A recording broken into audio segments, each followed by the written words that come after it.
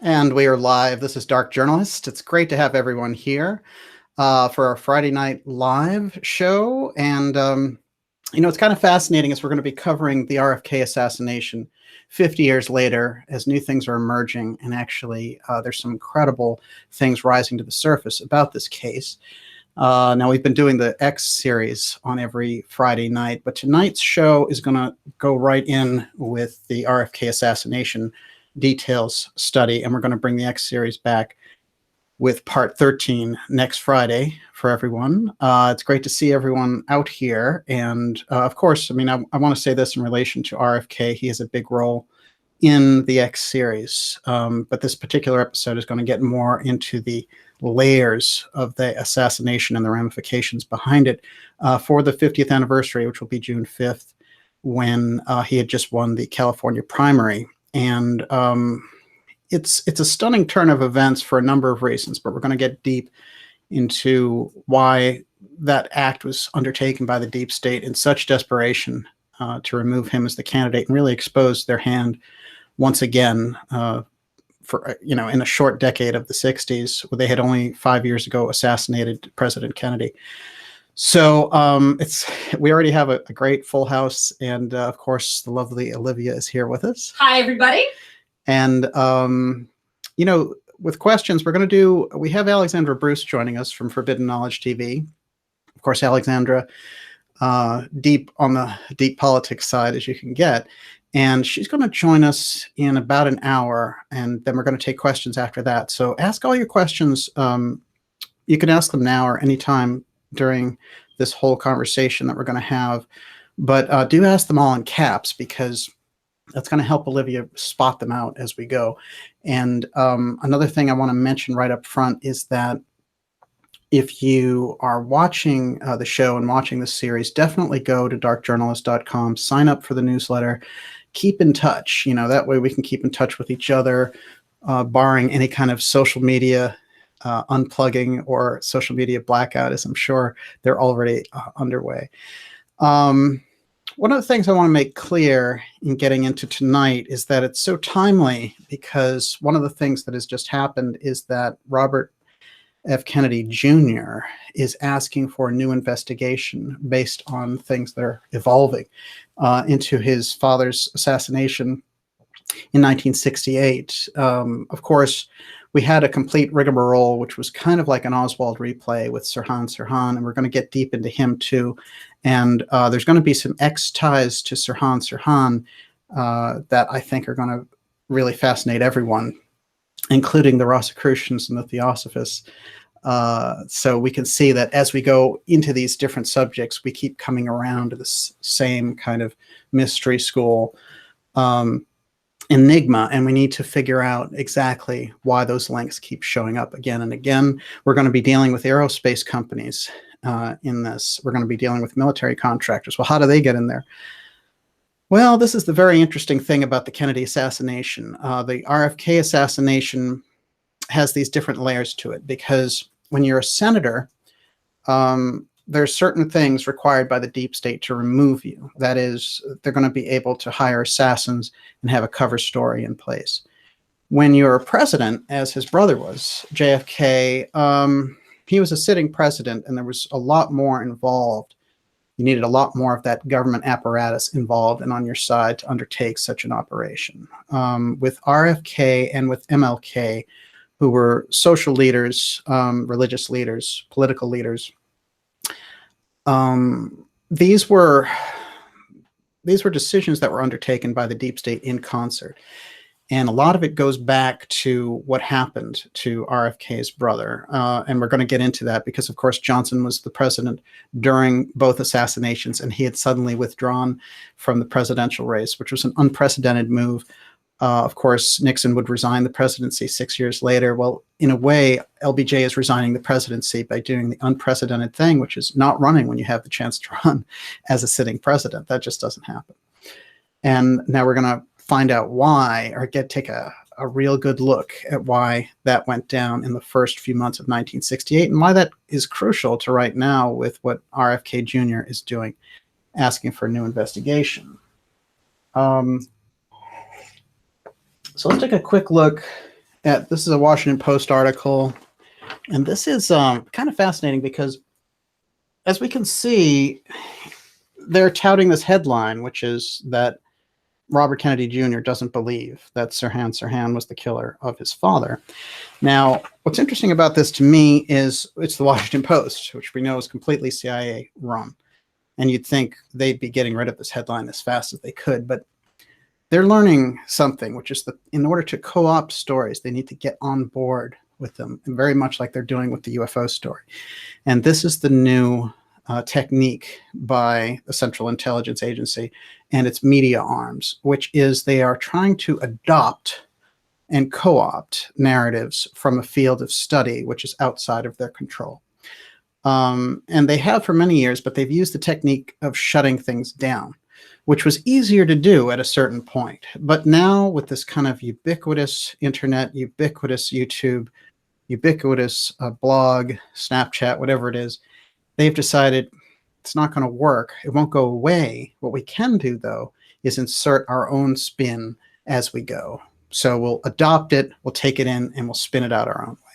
So one of the things that we saw on this was James Woolsey, who was the former CIA chief, coming forward and saying, well, maybe there was a second shooter in the Kennedy assassination, but it was a KGB agent, not a CIA agent. So this is how they're going to try to adopt it in case this thing and these stories get out of control. RFK's assassination is significant for a number of reasons. One of which is that he was destined to be president right there in 1968. He had gotten to the race quite late, actually, because he was under the assumption that LBJ was going to run, and he understood that in the game of politics, he would have looked like a spoiler running against a sitting president. But the anti-war effort was moving in such a fashion against Johnson and his incredibly aggressive policies in Vietnam that they had elected Eugene McCarthy to take him on. And Eugene McCarthy was a very smart senator, not related to Joseph McCarthy from the 50s, who tried to firebrand everybody. But Eugene McCarthy was the ultimate intellectual, very removed kind of guy, but he made a great hero for the peace movement. And in fact, he ran a very good campaign up until Bobby Kennedy got in the race. And the reason Bobby Kennedy got in the race is because he saw when McCarthy ran against LBJ, there's incredible weakness in LBJ's support. And LBJ's Vietnam policy was the pits, and people just seemed to know that he was up to no good. All the kind of maneuvering behind the scenes that LBJ had done to eliminate JFK and put himself in the presidency, working with those intelligence elements, had really come to naught. He was becoming a very unpopular president, and he was giving the deep state everything they wanted with the Tet Offensive and with all these things around Vietnam that, you know, he really was increasing that whole military thing. He was the military's man. He was the deep state's man, but it was costing him. And his appearance even was degenerating heavily. So the 1968 election is crucial for a number of reasons. What happens is Bobby Kennedy announces he's getting into the race. Now, there's going to be no stopping Bobby Kennedy because for a number of reasons. He has incredibly high popularity ratings. He's been the senator from New York for 4 years. He has impeccable credentials. He comes from the Camelot Kennedy family. He was the attorney general under John F. Kennedy, who was assassinated and who the country has great feeling for. He's a shoo-in. He's going to win. Nixon and Hubert Humphrey stand no chance to him in style or intellect. It's over. It's a ball game. Now, LBJ, however, the reason he steps down, you know, people said, well, it was because he had such a strong hit when McCarthy got in. And McCarthy gave him a run for his money in the New Hampshire primary early in that year. Bobby Kennedy sees that, he gets into the race with no setup, no campaign apparatus, no 2 years of deliberations, nothing. He just jumps in, which is a very spontaneous act. And he just had a feeling that this is what he needed to do to put himself on the line. He was only 42 years old, by the way. So he's actually a year younger than JFK was when he got into office. So what happens is there's a tussle and a tug of war in the Democratic Party because you have an unpopular vice president, Hubert Humphrey, who thinks that he's just entitled to it. You have Eugene McCarthy as the peace candidate rising in the polls. And you have LBJ, who just looks terrible and everyone realizes was a deep state shill. So this is the nature of the situation when Kennedy gets in and he says, you know what, McCarthy's not going to be able to take the entire prize. That means Nixon will win. I'll come in and I'll beat McCarthy, then I'll beat Nixon. And so, and he figures, this is before LBJ gets out now, he figures that LBJ is marshmallow now after seeing McCarthy demolish him in the New Hampshire primary. So RFK gets in, and just a few weeks later, we've got this incredible announcement on March 31st, 1968, that LBJ is withdrawing from the race. Now, when you're a sitting president and you are the incumbent, no one can talk you into that, on a logical basis. There's a deep, deep reason. The minute Bobby Kennedy enters the race, it opens up the possibility to the deep state that Bobby Kennedy will reinvestigate JFK's murder, and they have lots of details that show that that's exactly what his plan is, as well as retaking the government apparatus. Now, Bobby's been very quiet on the Warren Commission.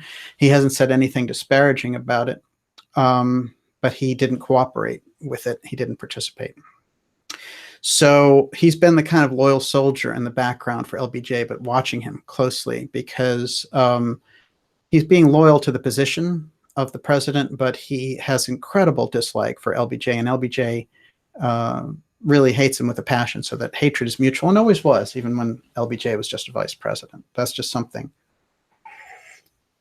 And Bobby Kennedy was hard-nosed, but he puts together this campaign and it really gets off the ground running. And Johnson realizes the minute he gets in that the deep state is going to remove Bobby Kennedy. And he's thinking to himself, I can't sit here as the president and preside over the assassination of John F. Kennedy, from which I get the role as president, and then the assassination of Bobby Kennedy. It's not possible.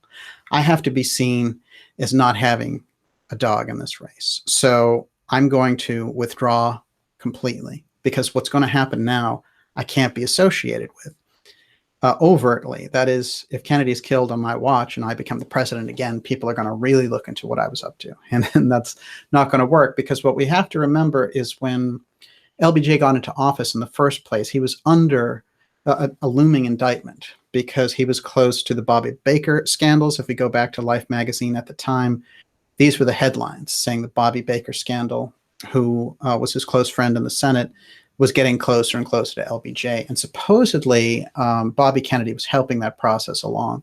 And they were looking at real evidence of bribes and everything else. And Bobby Baker did go to jail, as did Billy Celestes, who was LBJ's silent business partner in Texas. So, the net was closing in on LBJ. And in fact, the day of the assassination, Richard Nixon was in town in Dallas, and he gives a press conference, and he said there's no way LBJ will be on that ticket in 64.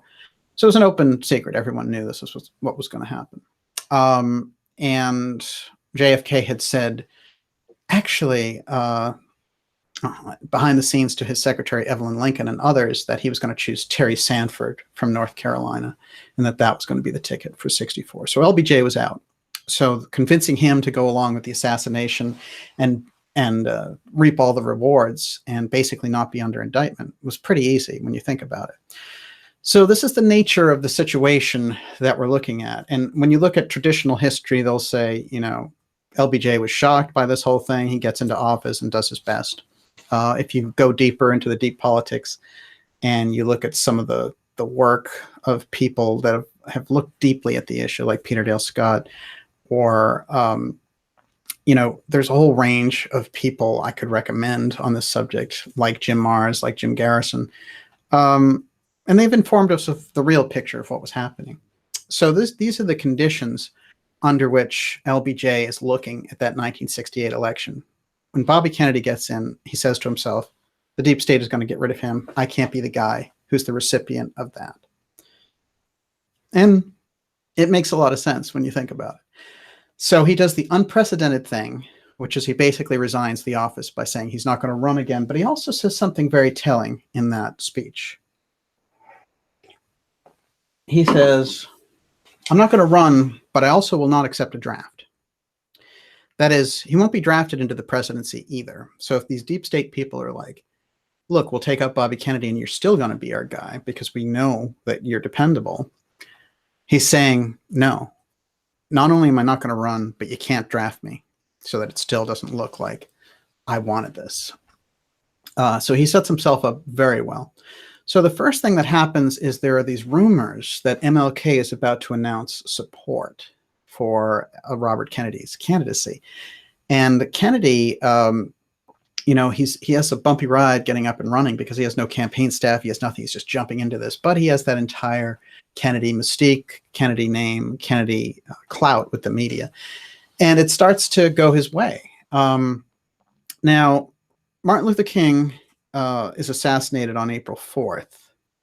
And this is a week after he had confided to his aides that he was going to back Robert Kennedy. There was brief talk, and we hear about this, which is that MLK was going to be Robert Kennedy's running mate. This is 1968. I actually don't think that that's true, but I do think that where it stems from is that RFK talked about having MLK in his cabinet, which would have been amazing if you think about it. And why it hadn't already happened under JFK or LBJ is shocking. You could have made him a peace czar. You could have made him an inner city czar. There were so many different things that he could have done there. But also, MLK was speaking out against the Vietnam War very actively, and he was convincing the minority population to really not go along with this. And so the deep state says he's a threat. So now we have MLK. He's going to back Bobby Kennedy, and then we'll have a worse situation than we had in 1963 because Bobby Kennedy knows where all the bodies are buried. This will be Kennedy Redux 2.0, and we cannot allow it. So the first thing they do is they shut the lights out in Memphis, and they get rid of MLK. Now, there's a number of things around his assassination, and we have touched on it in other episodes, but we'll go deeper on that, the significance of it. Of course, Martin Luther King had incredible roots, incredible charisma, had incredible confidence using his Gandhi-style method of nonviolence to basically take the government back, and he was doing it. That combination of MLK and RFK in 68 was going to be potent. No Hubert Humphrey or Richard Nixon was going to touch that.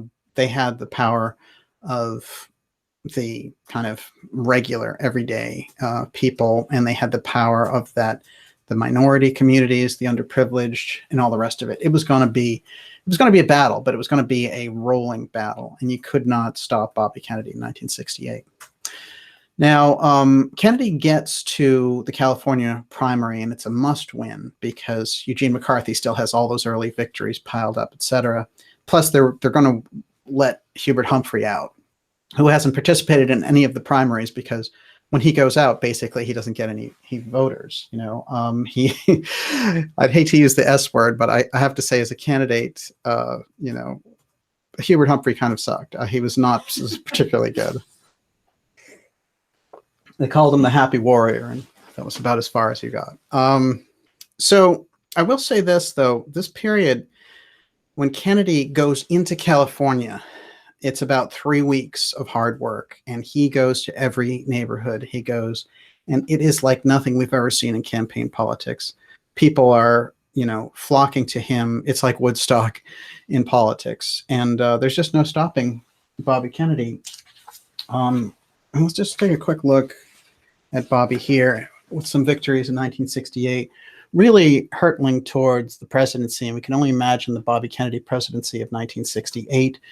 That would have been those years from 69 to 73, complete with Vietnam withdrawal, a much better relationship, ending the cycle of disrespect between the leadership and the population. An entirely different scenario, really.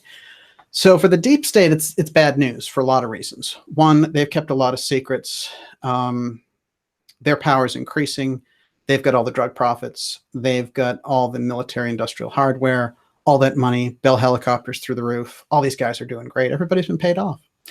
So this is the nature of war. And this one's been ongoing now because really, if you think about it, starting in earnest in 64 with the Gulf of Tonkin and that whole staged kind of incident, and it's not that we weren't involved in Vietnam before that. We were, but we had no ground troops, and that was the big thing. It's kind of like the Syria situation. When we look at it from a distance, you know, we might do these little things, but to actually put troops in there on the ground is a different type of commitment, very much like the one we have in Afghanistan. which resembles the Vietnam War in a number of ways. So we've got quite a situation brewing here when we get to 1968 in June. And actually what it is it's Eugene McCarthy with the peace vote against Bobby Kennedy, who many in the peace movement saw as a Johnny-come-lately, because they were like, we waited around, we wanted you to enter, but you didn't go for it. So Eugene McCarthy was there, we went for it. Yes, he's a stiff intellectual university professor, but at least he was there for us. But that's starting to shift now. That's starting to break. And by the time June 5th, 1968 rolls around, Kennedy wins over 46% of the vote in California. He's got the big momentum. He's going on to Chicago. He's going to win there. And basically, he's a shoo-in for the Democratic nomination. The Republicans are going to get Nixon in there. And as it was in 1968, Hubert Humphrey versus Nixon was about 400,000 votes difference. So you can imagine if we remove Hubert Humphrey and all of his charm and we put Bobby Kennedy in there instead, it would have been a blowout. And Nixon would have been beaten by a Kennedy for the second time. But instead, they've hatched a plan now that, and they knew it as soon as Bobby decided to run, they must have had this thing kind of sitting on the decks. But when you get to 1968, in 67, he's giving these signals that he's not going to run. By the time he actually jumps in, I'm sure it's a shock to their system too. And they're thinking, okay, we're going to do something absolutely, just off the charts because we have to. After removing MLK, which set off inner-city riots, which nearly kind of just tore the entire country apart. And they kill MLK at the age of 39, and they have a stooge, Patsy, and all the rest of it. But that's a deep state action for a number of reasons. They need to do that on their side because of the Vietnam War and because of these other issues that MLK is such a charismatic leader that they really can't get around him. When you get to Kennedy with that, they're going to take the government back. So I always refer to this period as the war. And this was a war just like World War II or the Civil War, except that it's not thought of that way. They just think of it as, oh, it was a stressful time, but, white liberals marching progressed the society and everybody lived happily ever after. No, what happened was all these people got together to form a different kind of country and their leaders got assassinated. And this other group, the Deep State, was able to take over. And but the people coming out of that era were able to get those victories that were set up by the Kennedy administration, like civil rights, right to vote legislation. There were a number of things that came out of this period, because the Deep State's not stupid. They don't want an out-and-out revolt. They almost had one in their hands as it was.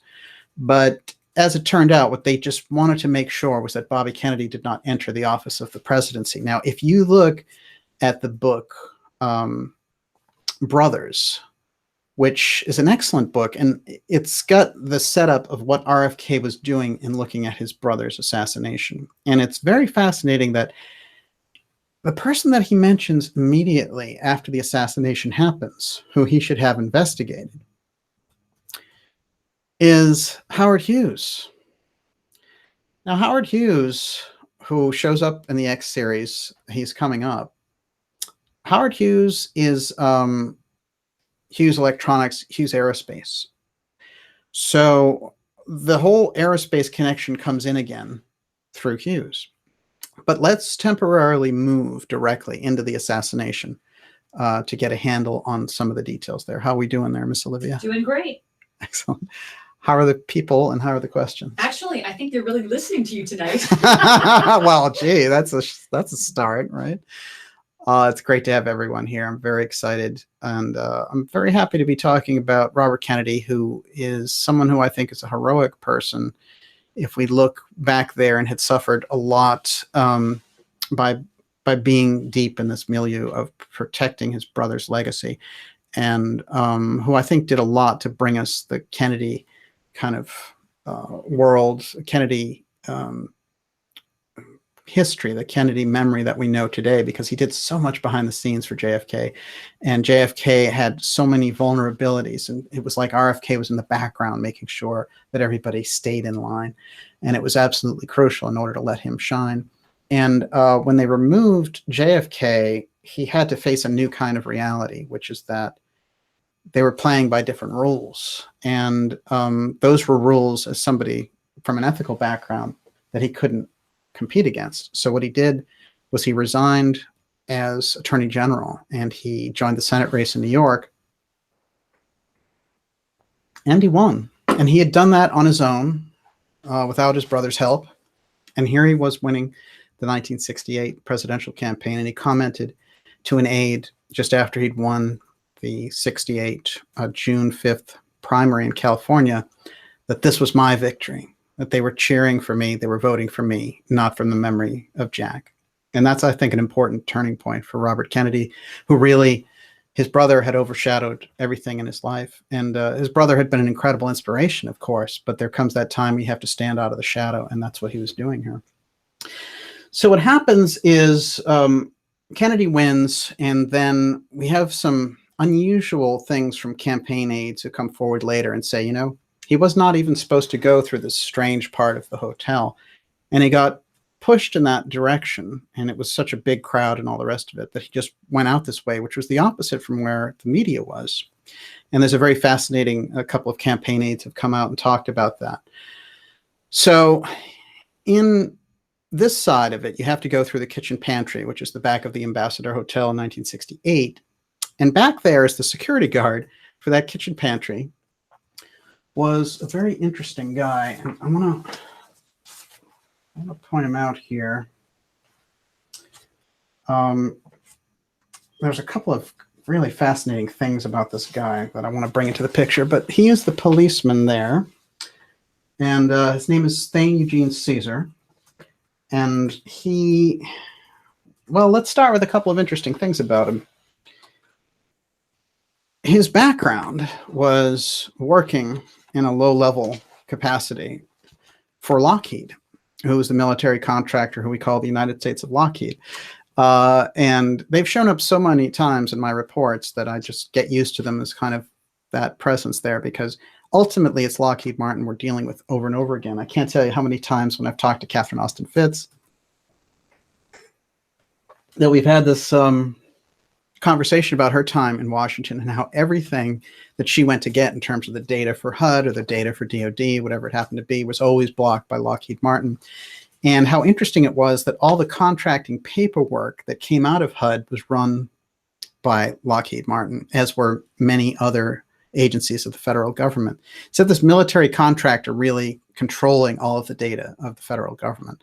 It's a big problem, but Lockheed shows up over and over again in these deep state actions. So Caesar is standing beside Kennedy, leading him by the arm through this kitchen pantry. He's in charge of security just for this area. And inevitably what happens is we have this character popping out of the blue with a gun, and that's Sirhan Sirhan, who Robert Kennedy Jr. now says he thinks is innocent of the crime of shooting his father, although he was there with a gun, and he was firing at people, but he just didn't shoot his father. Now, the interesting thing about Sirhan Sirhan is that he, for those who know so much about MKUltra programs and all the rest of it, his behavior, the things that he did, his general demeanor suggested somebody who was really under mind control and was deep, deep in the program. Now, I'll take a quick look at his, this is the notebook they found at his house. Okay, well positioned. It just says RFK must die a number of times over and over again. This is typical MKUltra programming, actually, and it's a mantra style brainwashing. And of course, they wanted this to be found after the fact to make it an easy wrap-up job. So they do a very tight job of just presenting him as an unhappy Palestinian immigrant. He's 24 years old. He is unemployed. He doesn't even have the Texas School Book Depository job. But they lay him out there as the culprit. And in fact, he's there and shooting. So he's easier, in a sense, to set up than Oswald was. But what happens as we get into the case is there's a number of inconsistencies, as you can imagine, setting him up. The first thing is that a number of people point out the fact that this gentleman here, Caesar, the policeman security guard, or the security guard in a policeman's uniform. He's actually not a policeman, who is a Lockheed Martin worker. He's seen with his gun drawn behind Kennedy and beside him during the shooting. Sirhan never comes closer than 3 feet to Kennedy and is in front of him. So when Kennedy is shot during the autopsy by Thomas Noguchi, but this is absolutely crucial. Noguchi says it's scientifically impossible. Noguchi was a really incredible coroner who'd been in the job for over a decade. He'd done the incredible high-level cases like Marilyn Monroe. He was the LA County coroner, and he said that whoever shot Senator Kennedy shot him within an inch of his ear. So the gun was within an inch of his ear.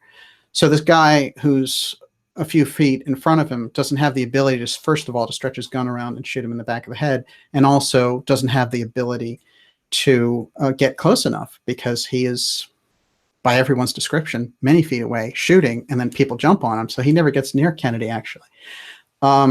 So they make up all these bizarre excuses for why Noguchi was wrong. And what they do is they lead an inquest against Noguchi, and they say about Noguchi, oh, he was just wrong. He got this all wrong, and how dare he take us on, and all the rest of it. So we've got scientific evidence there from Noguchi saying it was a scientific impossibility for Sirhan to have fired the shot that killed Robert Kennedy. This has always been a problem. And the LAPD had other problems, which is that people heard and saw many other shots, and there were all these pictures of holes everywhere. And from a normal estimate, it looked like 14 shots, and Sirhan's gun only held 8 shots. So all kinds of problems right out of the door. And what they do is they just shut them down over and over again. There's so many cases where the LAPD interferes in this case that we can see that they're being driven. But I want to really spotlight one of them because it's absolutely crucial. And it is a photographer named Scott Enyart. Now, he shot 3 rolls of film, and he shot pictures before, during, and after the shooting. When he was in the ballroom, men in suits noticed his camera. This is after the assassination. Now he's walking around outside waiting to hear the news. And when they see his camera, they start to chase him. And then the police maul him, and they take away his camera. They kept the film, and they suppressed the film for 20 years. And what happened in that legal case, when they say Sirhan is guilty, they say all the materials are locked up for 20 years. No one can touch them. And part of those materials, this camera with this film in it. Now, remember, he shot before, during, and after the shooting. So when he's going for it, they say, no, you can't, you can't have those back. And he says, what do you mean? And they say, oh, didn't we tell you? Your slides were all destroyed. All the film was destroyed. And he said, I don't believe it. And so he said, you know what I'm going to do? I'm going to hire a legal agency, and I'm going to hire a lawyer to take you guys on. And he does. And he starts getting some results. They get afraid of this guy. So in 1988, he writes a letter for his pictures. They said it was destroyed. It couldn't be provided. When he threatened legal action, strangely enough, they sent him a letter and said, you know what? We found it. We found your pictures.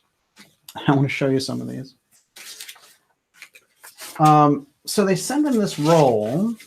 Boy, I have a lot of good pictures here. Before we get into that, I just want to show you this picture of Noguchi, who said it was scientifically impossible for Sirhan to have fired the fatal shots. That's on the record. And when he testified in court, he wanted to give that evidence, but they just asked him these limited little questions, and that was it. But Noguchi, after they got him fired, eventually was reinstated because they realized it was such a political mauling. And some weird characters were behind the fact that he was getting this railroading. One of the weirder characters that shows up in that whole thing is Frank Sinatra, who is anti-Noguchi for some reason. Figure that one out, everyone. Let's take a look at this roll of film that they send him. Okay, so they're showing some of the pictures from the Ambassador Ballroom, and he's recognizing some of those as his own. But the first thing he notices is strange is that the roll of film type is different. So they have these contact sheets ready for him, and they're like, what's your problem? They're your pictures. You've got the stuff before and you have the stuff after. And you know what? You were never in the actual room during the shooting. And he said, well, yes, I was. That's the whole point. I was there before, during, and after the shooting. In fact, Enyart was a 15-year-old high school photographer who wanted to get these incredible pictures and had access and had set up this whole thing with the Kennedy campaign to get in there and take all these incredible pictures. Well, they were helping him out. So he said, I want the real pictures and the real negatives. Give them to me. And they said, no, basically, you've got everything. Get lost. So then he's like, if you've got contact sheets, that means you have negatives. And so they're trying to stonewall him. In the meantime, new footage from the case shows up, new photographs. And Scott Enyart, it turns out, is right above, standing on a table, taking pictures during the RFK assassination. So now they're in a fix because they realize, this guy's identified and he's there. They still deny it's him, but they realize there's public pressure that this kid was taking pictures. What did they do with his pictures? Why were they giving him these other ones? What was going on here? And the whole thing got very dicey. When I mentioned that he was at the ballroom and these men spotted him and started to chase him, I want to give you a shot of that also. They were looking at him through the ballroom and they saw his camera and decided to pounce. So obviously the pictures that he was taking, people were looking at that situation and they were saying, you know, it looked like there were bullets coming from every aspect of the room, not just Sirhan. Now we have this whole kind of mind control program going on with Sirhan, and when they hypnotize him in his cell years later, trying to figure out and go back to what would happen, they asked him, what are you seeing when you're doing this? And he said, I have the gun in my hand and I see a target range. So he doesn't see Kennedy. He never remembers actually shooting Kennedy. He thinks he's shooting at a target range. So he's hypno-programmed to do the act is the implication there. And we get into a whole different kind of deep state program around this aspect where they've given him a certain type of programming. And you hear very often about the girl in the polka dot dress who was with him during this whole period and at the end runs out and she says something to her friend that someone overhears, which is, we got it. We finally got it. And this whole thing, a number of people saw the girl and all the rest of it. The LAPD shuts it down. Even the TV people who were there that night are like, we saw her. You know, the whole thing was unusual. And there were a number of things I want to mention here too, which is that during this incident, there were people who came forward, like this woman who owned a gun shop with her husband. And she said, you know, Sirhan came into our gun shop a month before the assassination and was looking for armor-piercing bullets. But here's what's interesting is, and not only was he looking for this kind of interesting ammunition that we didn't have, he also was with two other people. So this whole thing about the group setup for Sirhan, they just wanted on the LAPD side a quick case. And the deep state gave them the stooge, the setup, and all the rest of it. It was an easy slam dunk, basically. But anyway, getting back to Enyart and his photographs, Scott Enyart was in an interesting position because when they gave him these films back, it was a different type of film that he threatened further legal action. And so magically, he said, well, I'm opening up this court case. And they said, as legal kind of research was going on, out of the blue, they said, okay, we'll fly in your negatives. We're going to bring them to you. And you can see for yourself that you weren't there during the assassination. You were there before and you were there after. No problem. They send this investigator. He has to drive down with the negatives. So investigator drives down, and along the way, he gets a flat tire. He goes into a gas station. Gets up to use the phone, comes back. Guess what? His briefcase is missing. The negatives disappear. Oh, they're never seen again. So that's the end of that. So to recap, the LAPD has this photographer who they mauled in the first place. It was just a kid. He was 15, but he had the photos of what was going on in that room. Later, a picture surfaces supporting his story of being in there. We've seen the picture. what he was taking pictures of was the real shooter who actually shot President Kennedy, Senator Kennedy. Now, what's interesting about this is we know that Caesar was the security guard from Lockheed Martin who was guarding this part of the kitchen pantry where, by the way, if he was a good guard, Sirhan Sirhan wouldn't have been there in the first place. And second of all, Kennedy wasn't supposed to be there because they led him down in this strange direction. And the campaign aide said, where's these unknown people saying it's too crowded that way, the way we were going to the press announcement, go back behind this way. They get him into this situation, and then there's an ambush. So, but there's always things that can go wrong with any deep state plan. And when we get into this situation, what happens is RFK is assassinated, and they have this kind of fanatic who's under mind control doing the job. But Enyart, they didn't count on. And his photographs, they didn't count on. And so they had these issues. And so finally, in the grand expanse of things, they just had to say they got stolen while they were being delivered to the courthouse. And that's where that tells us that the LAPD was working closely with the deep state to make sure we didn't see who was really doing the shooting. Now, do we know that Caesar was doing the shooting? Not necessarily, but what they decided to do was a number of witnesses came forward and said, we saw Caesar with his gun out. So the natural thing would have been for the police to have checked his gun. They didn't, which is absurd because he was right there with Kennedy. And by the mere fact that he's a security guard hired by the hotel, that wouldn't exclude him. They would have tested him. When they did the actual trial, another weird thing happened, which is the gun that was used in the assassination by Sirhan Sirhan was not allowed into evidence. So they used a gun that was like it to do all the testing and all this stuff. They wouldn't use his actual gun because it would have showed that there was more than one gun involved.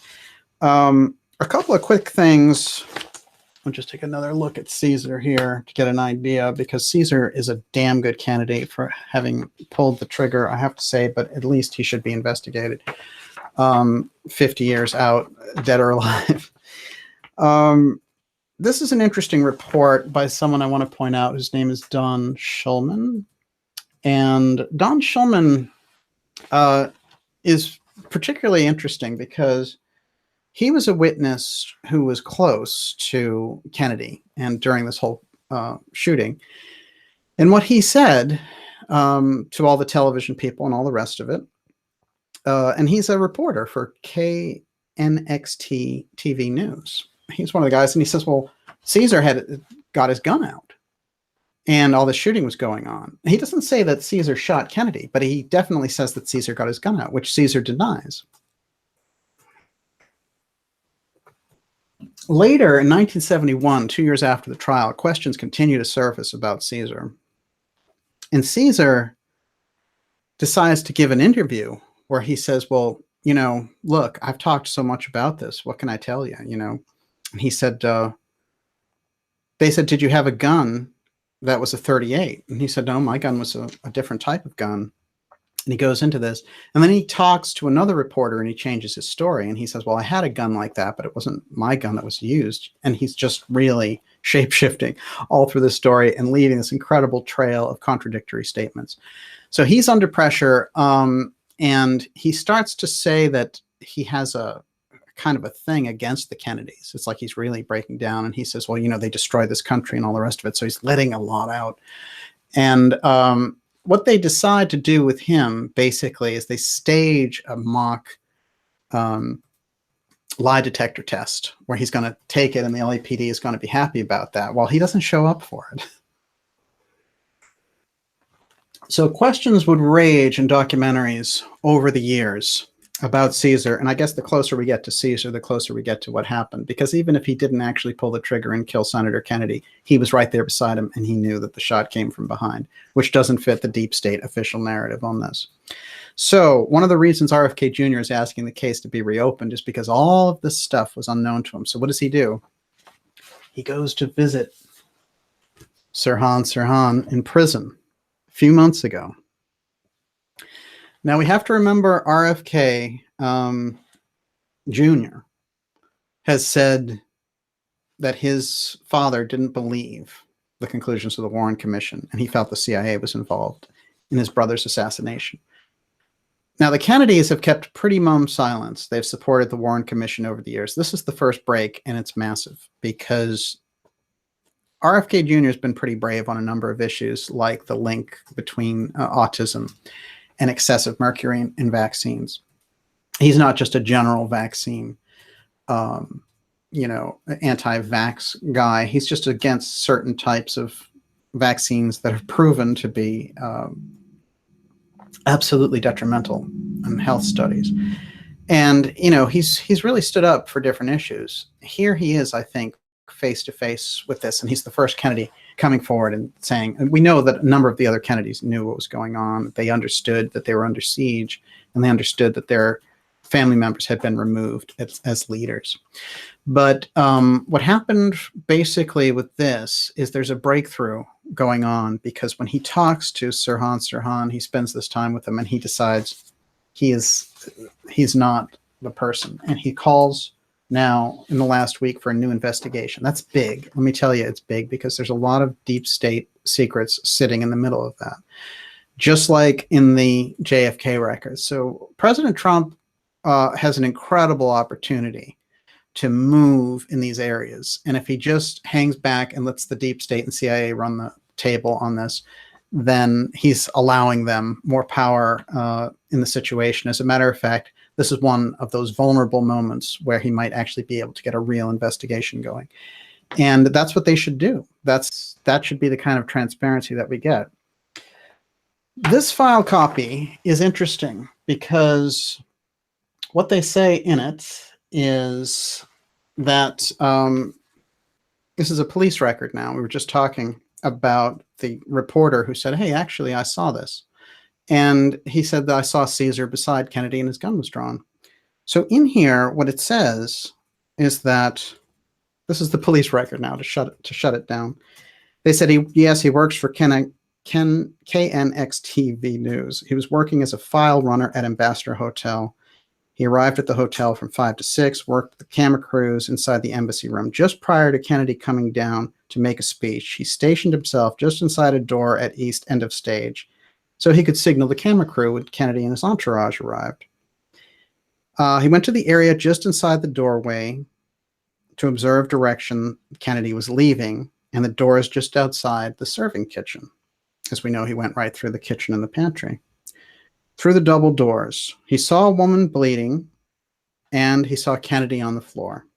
He did not see the actual shooting or the suspect due to the crowd. He saw no woman in a polka dot dress. He did not take photos.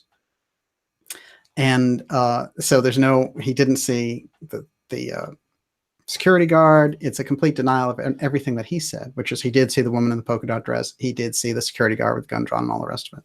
So they just make the interviews fit the narrative, and they're off and running with the story. So this is the way that the assassination was handled, but it left all these things. Now RFK Jr. coming out and calling for a new investigation threatens to blow all of these statements and all of that sky high. And what they're going to find is that Lockheed's Caesar here was in a lot deeper with this whole situation, and that the LAPD somehow protected him and didn't even call him to trial or research his gun. They didn't even test his gun. So that's massive. And on the 50th anniversary of the RFK assassination, to have a call by a Kennedy family member to reopen the case, I think is absolutely gigantic. And with that, I see Alexandra Bruce is here. Alexandra, I can't hear you though. It's one of those, but I'm sure we're going to get you. But while we're doing that, Miss Olivia, how are you doing over there, and how are the questions going? Well, should I throw out a question right away? Yes, please. Okay, do. so JJK is asking, is Caesar still alive? We were discussing that earlier today, and you think he is? Yeah, well, this is an interesting thing about Caesar, which is, as it stands, supposedly, Caesar left with his family and went to Indonesia. Now, there was a report that he died, and then there's another report where the family didn't confirm it and said, no, he's still alive. So there he is in obscure land in Indonesia, He's an elderly person now because in 1968, which is 50 years ago, he was already, I think he was in his 30s. So he's certainly in his 80s now. And in terms of his actual status, the person that I've reached out to about this is William Pepper, who has done extensive research around this. But as it stands, there's some confusion about whether he's still with us or not. How's Alexandra doing? Alexandra? Okay. Well, we're not hearing you. Fascinating. Shutdown of Miss Alexandra. It could be, you know, the thing to do, if you have a mic plugged in, unplug the mic. No. Yeah, you did it. Why don't you, well, do all the troubleshooting stuff, or maybe hang in there for a second, because sometimes the stream will just catch up with you. The other thing I can recommend is log back in. But that's interesting. I do remember we haven't had this sound problem in a long time, but the last time we had it, it was Alexandra, as I recall. Do you remember that one? But it's great to have everyone here. I think what we'll do while Alexandra is sorting that out is... You want another question? Yes. Okay. David Donaway asks, did Jean Dixon talk to John and Bobby Kennedy? Did she see any of this? She did. And she made a prediction publicly. There she is, Alexandra. Can you hear me? I can hear you. It's amazing. Hi. How are you?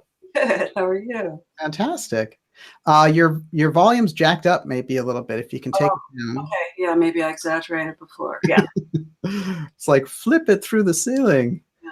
Turn it up. How's this? It's still loud. It's still kind of Oh, okay. Hold on. down a little bit, only because I want to hear you just right. You Okay. can go. How about this? How about this? That's good. That's good. So I'll just wrap that up, which is that Jean Dixon did. And in fact, she recommended that RFK not run in 1968. She had predicted the Kennedy assassination, and that was on record.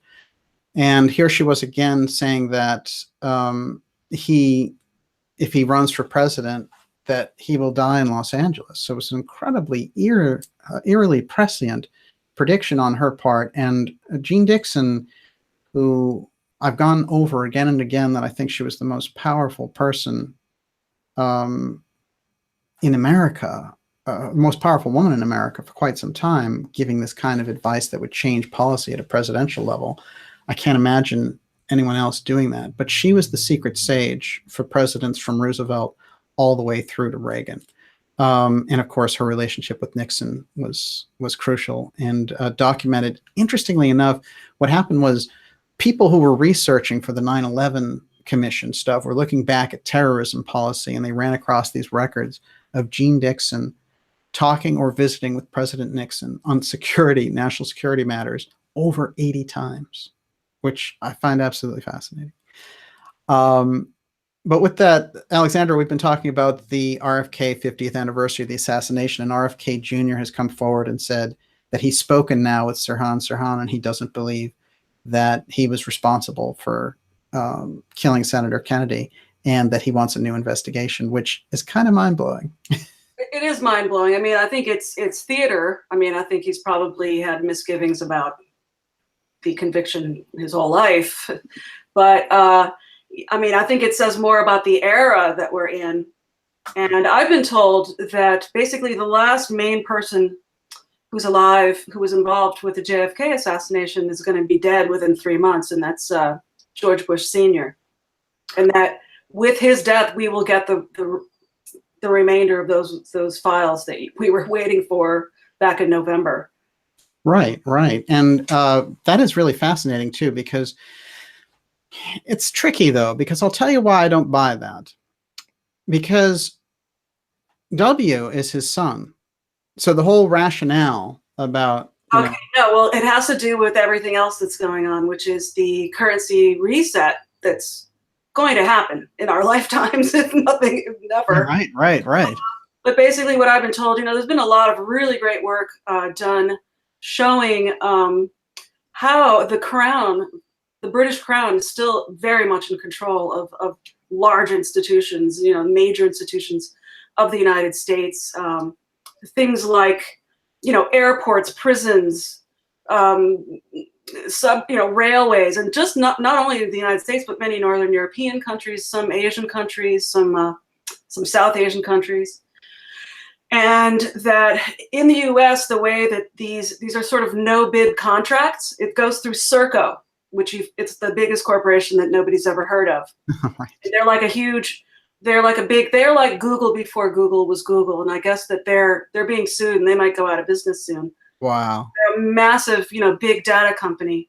And they have contracts all over the world to manage, as I was saying, airports, ports, railways, prisons, parking meters, this sort of thing.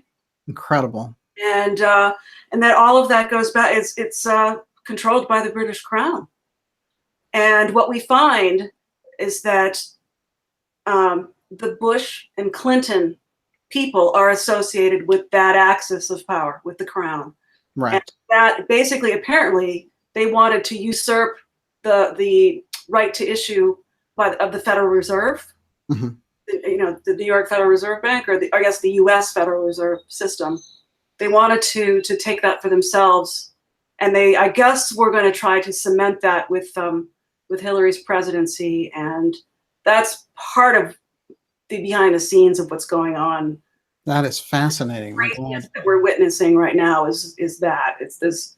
Well, let's look at the picture of how they can roll this stuff out. I had a conversation with Catherine Austin Fitts where she said, if you look at people like David Rockefeller, and if you look at the Bushes and that whole wing that was in control for so long, that one of the things that they had going for them in all of their shenanigans is that they cared about their image. But she felt that the crew that was replacing them was actually a step down because they didn't care about their image and they were ready to use very predatory technology without any kind of worry about how they were going to appear doing it because they were that confident. What do you think of that? Well, I think that there's something to that. I think, it might be generational in part, the Clintons are boomers and sort of let it all hang out type of thing. And I don't know, that could be part of it. But, you see her. What's interesting is that in Clinton's book tour, most of these stops, I think 90% of them are offshore. They're not she's not right. These big things in the United States. She's not very popular here. I'm not really sure what that signifies, but it's an interesting thing to notice. It's interesting. Yeah. Well, we started the year with all the weird New York Times UFO stuff. Mm-hmm.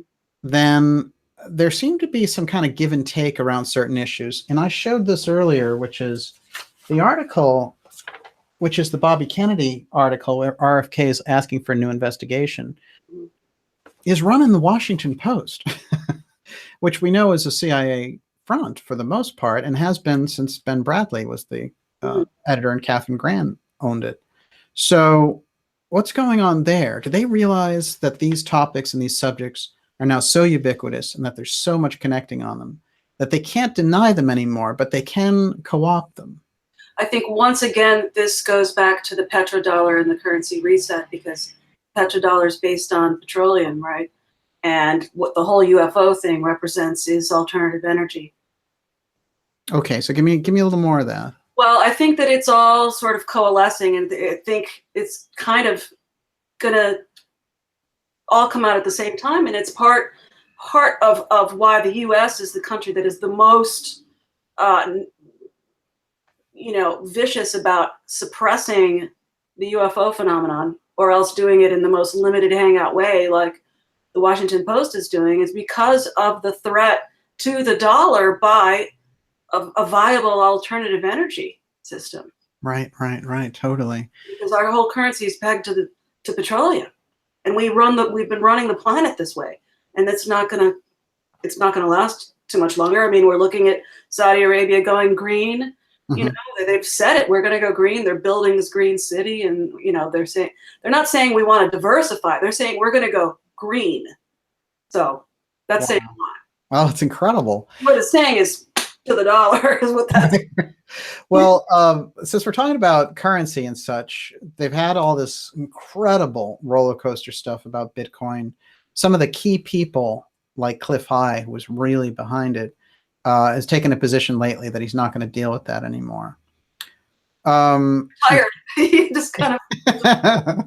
And Cliff has his own reasons for doing things. A number of people have started to kind of go in this opposite direction for Bitcoin. What's happening? Well, a paper came out. I haven't looked too much into it, but a paper came out that was published in 1996 that was describing everything about the blockchain and making a cryptocurrency. And it was published. It was created by actually two women were on the staff who wrote the white paper on how to do this, and it was the NSA. So it appears that cryptocurrencies weren't the brainchild of Satoshi Nakamoto. After all. Yeah. And who was behind them? Well, the NSA was one of them. I mean, you can't say that only one person ever came up with this idea and pursued it, but. I'll go back to Fitz again on this. It's interesting to me. You and I have talked a lot about Bitcoin, actually, ups and downs, pros and cons, and all the rest of it. One of the things that she said is that they've been looking for a digital currency for a long time on this kind of deep state side, and that their best chance at that was Bitcoin. And so they ran it up to kind of test it out and see how it would perform. Now, the question is, how did that go? And are they going to adopt blockchain as the new digital currency? Well, the way it went is that the SEC classified it as a security, and so it started behaving like a security and not like a currency. Right. But that's also because of the limited nature of it. Right. It has all the qualities of a collectible. Not even a security, but sort of like rare art or something like that. Right. So I'm not sure. There's Hashgraph. There are other systems that create the currency faster. They're going to duke it out. I can't say that I'm the hugest expert on all of this. I sort of stopped following it after I didn't sell in December, and I just don't think about it. You'll get another chance. It's all right. I know. I was believing Cliff. That's why. Oh no. That's why I hodled. I was going to say, I did tell you to sell. I know you did. It's great though, because you're going through those kind of undulations and roller coaster like everybody. I got lost that much. I mean, I bought two back. Right. You started with almost nothing with it. It was incredible. Yeah. I think it's fascinating. I always think that you have a good pulse on what they're doing with those things. The other thing you have a great pulse on is that you keep a very close watch on these reports that come out. And one of them, which you're telling me about, is absolutely fascinating, which is the Deagle report. Yeah. Tell me about that. Well, I've been watching that for 3+ years now. And what is it?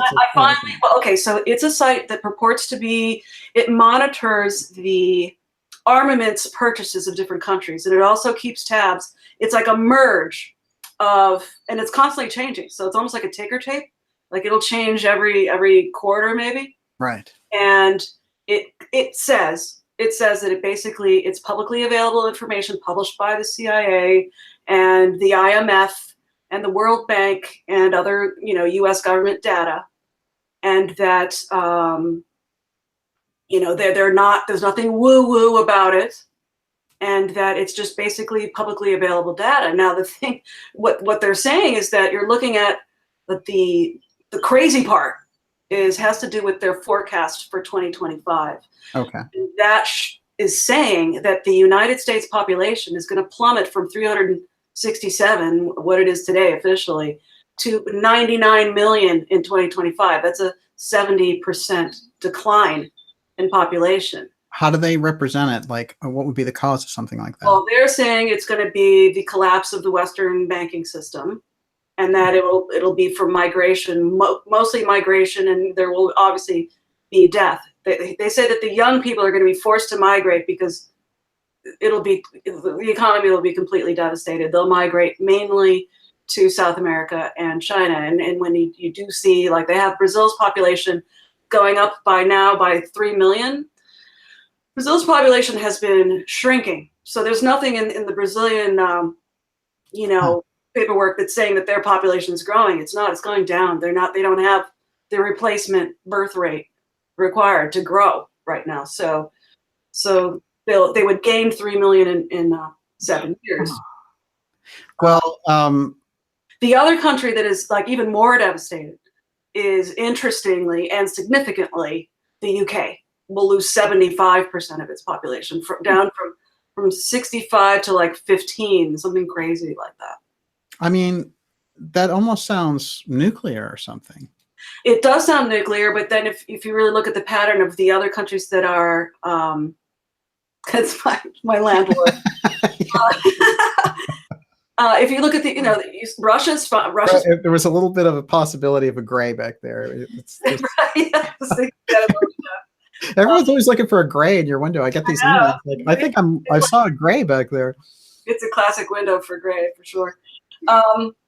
So yeah, well, if it's definitely not going to be, we have mutually assured destruction. When I asked my former, intelligence friend what he thought when he looked at it, he said, well, the only way that would be possible would be with some kind of incredible like pandemic, like some kind of a virus, because it doesn't look nuclear because of, the other countries that are very hard hit are France, which, is borders UK, Right, absolutely. Spain does not do well, but that's also because so much of the investment in Spain, all the retirees from England pretty much go to Spain.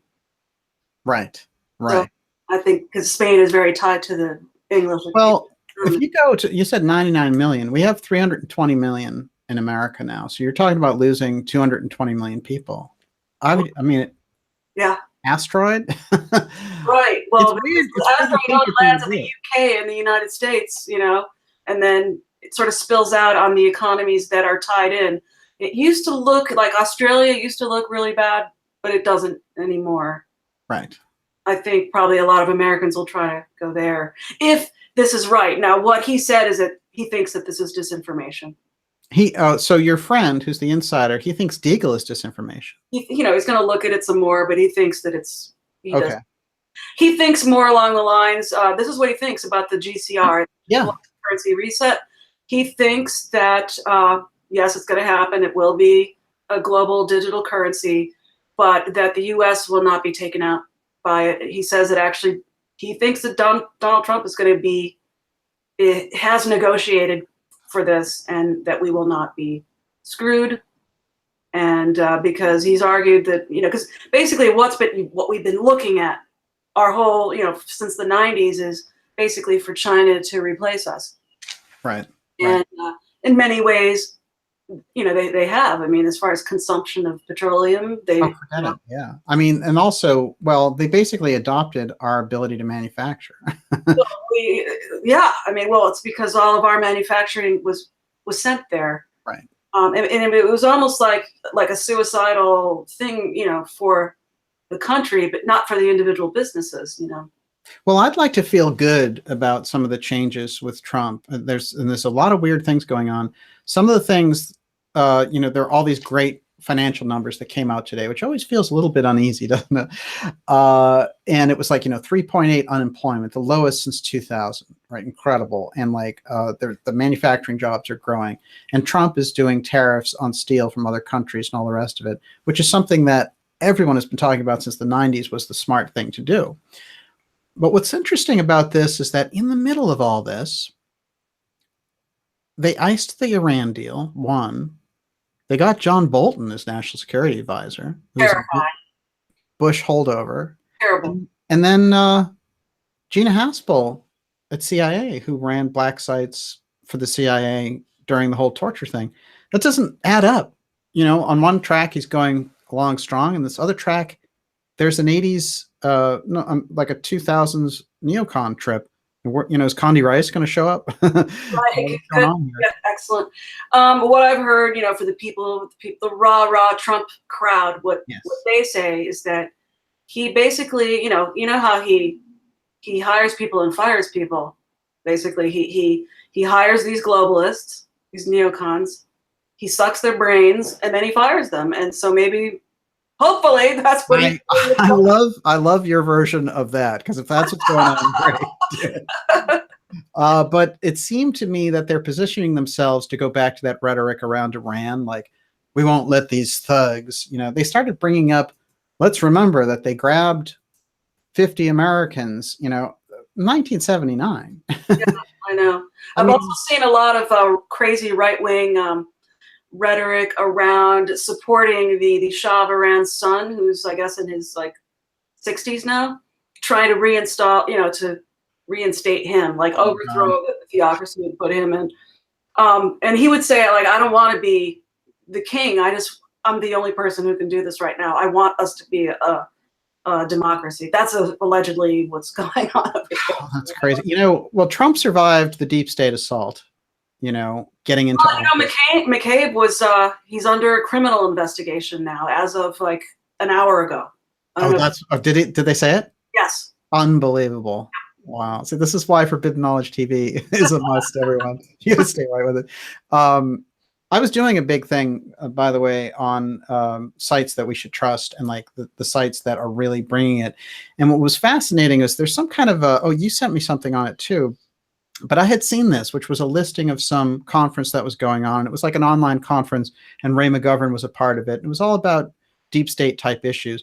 And in there, when they were listing who has been censored the most, right in there was forbiddenknowledgetv.net. Oh, I didn't see that. I did not. I'll send that to you, but I thought you'd like that because they listed a number of sites, obviously, but yours was right in there. Oh, good. And I have no doubt that that's what they do, which is censor forbiddenknowledgetv.net. We've gone through that for years. Yeah, when you're on a total nerd like me and is on a computer for decades now, you can feel it. You can feel what's going on the internet. Yes. And they're algorithmically screwing with me. Totally. Absolutely.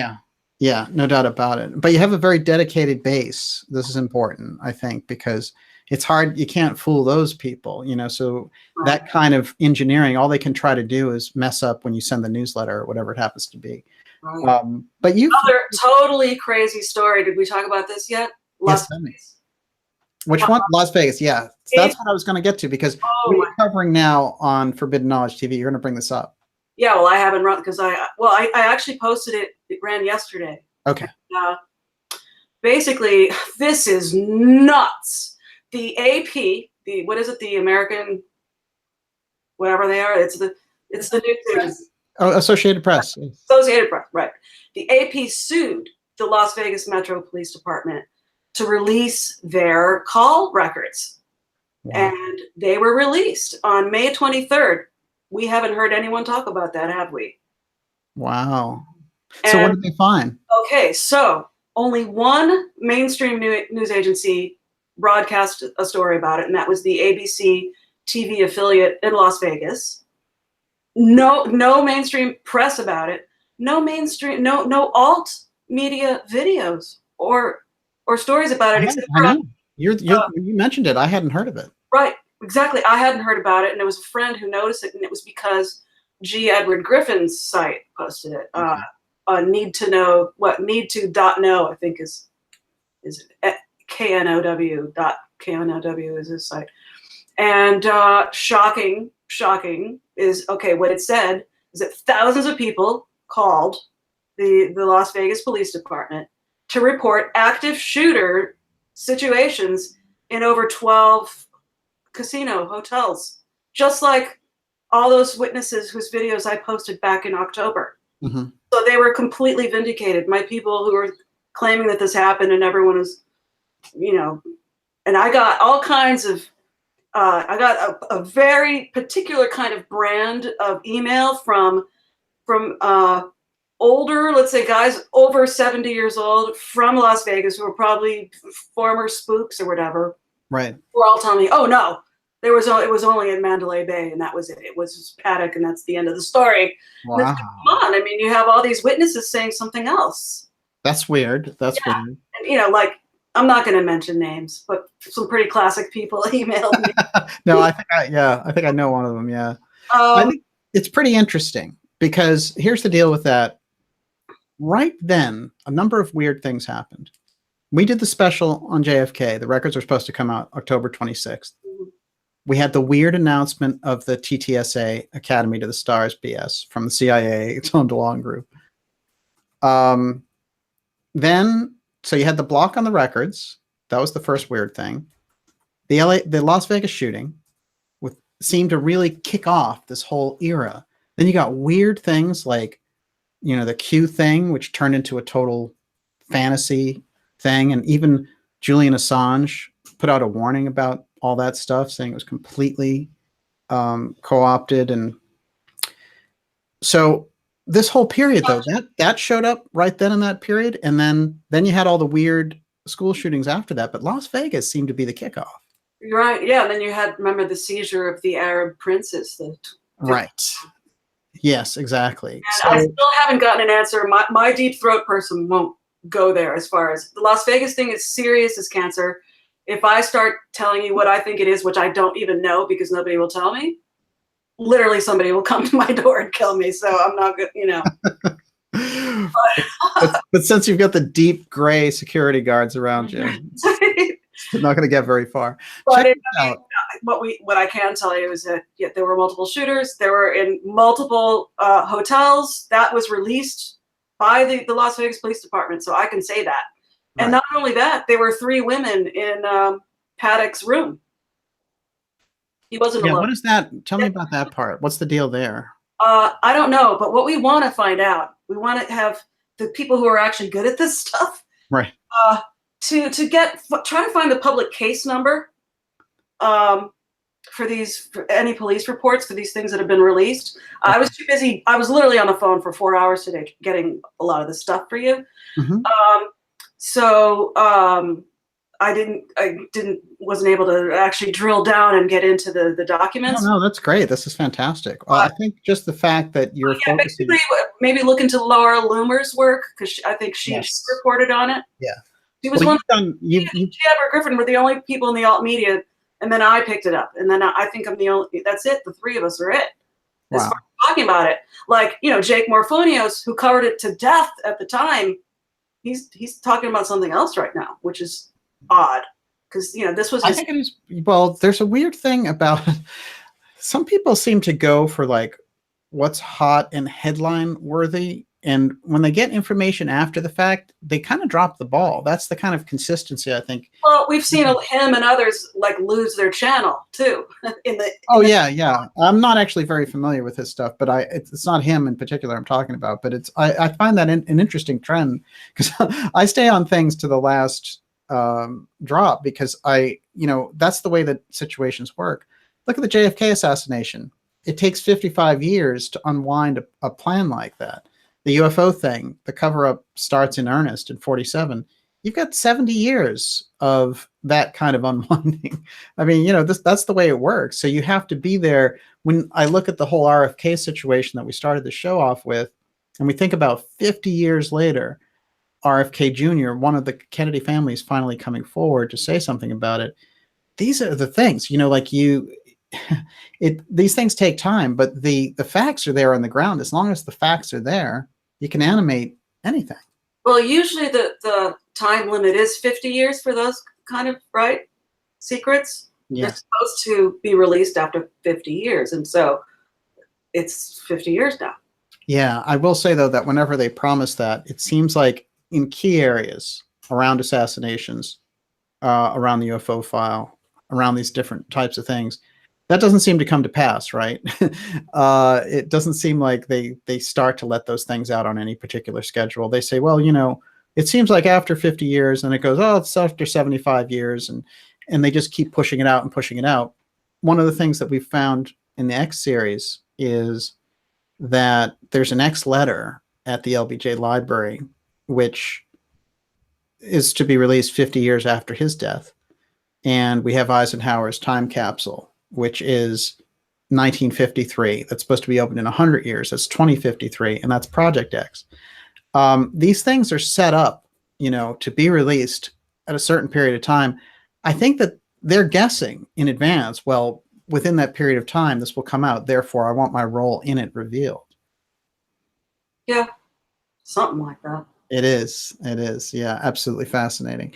When you're looking at some of the trends that are going on for 2018, I've been talking a lot about space economy trends and all these things that are pushing up about space, and Trump talking about his space force.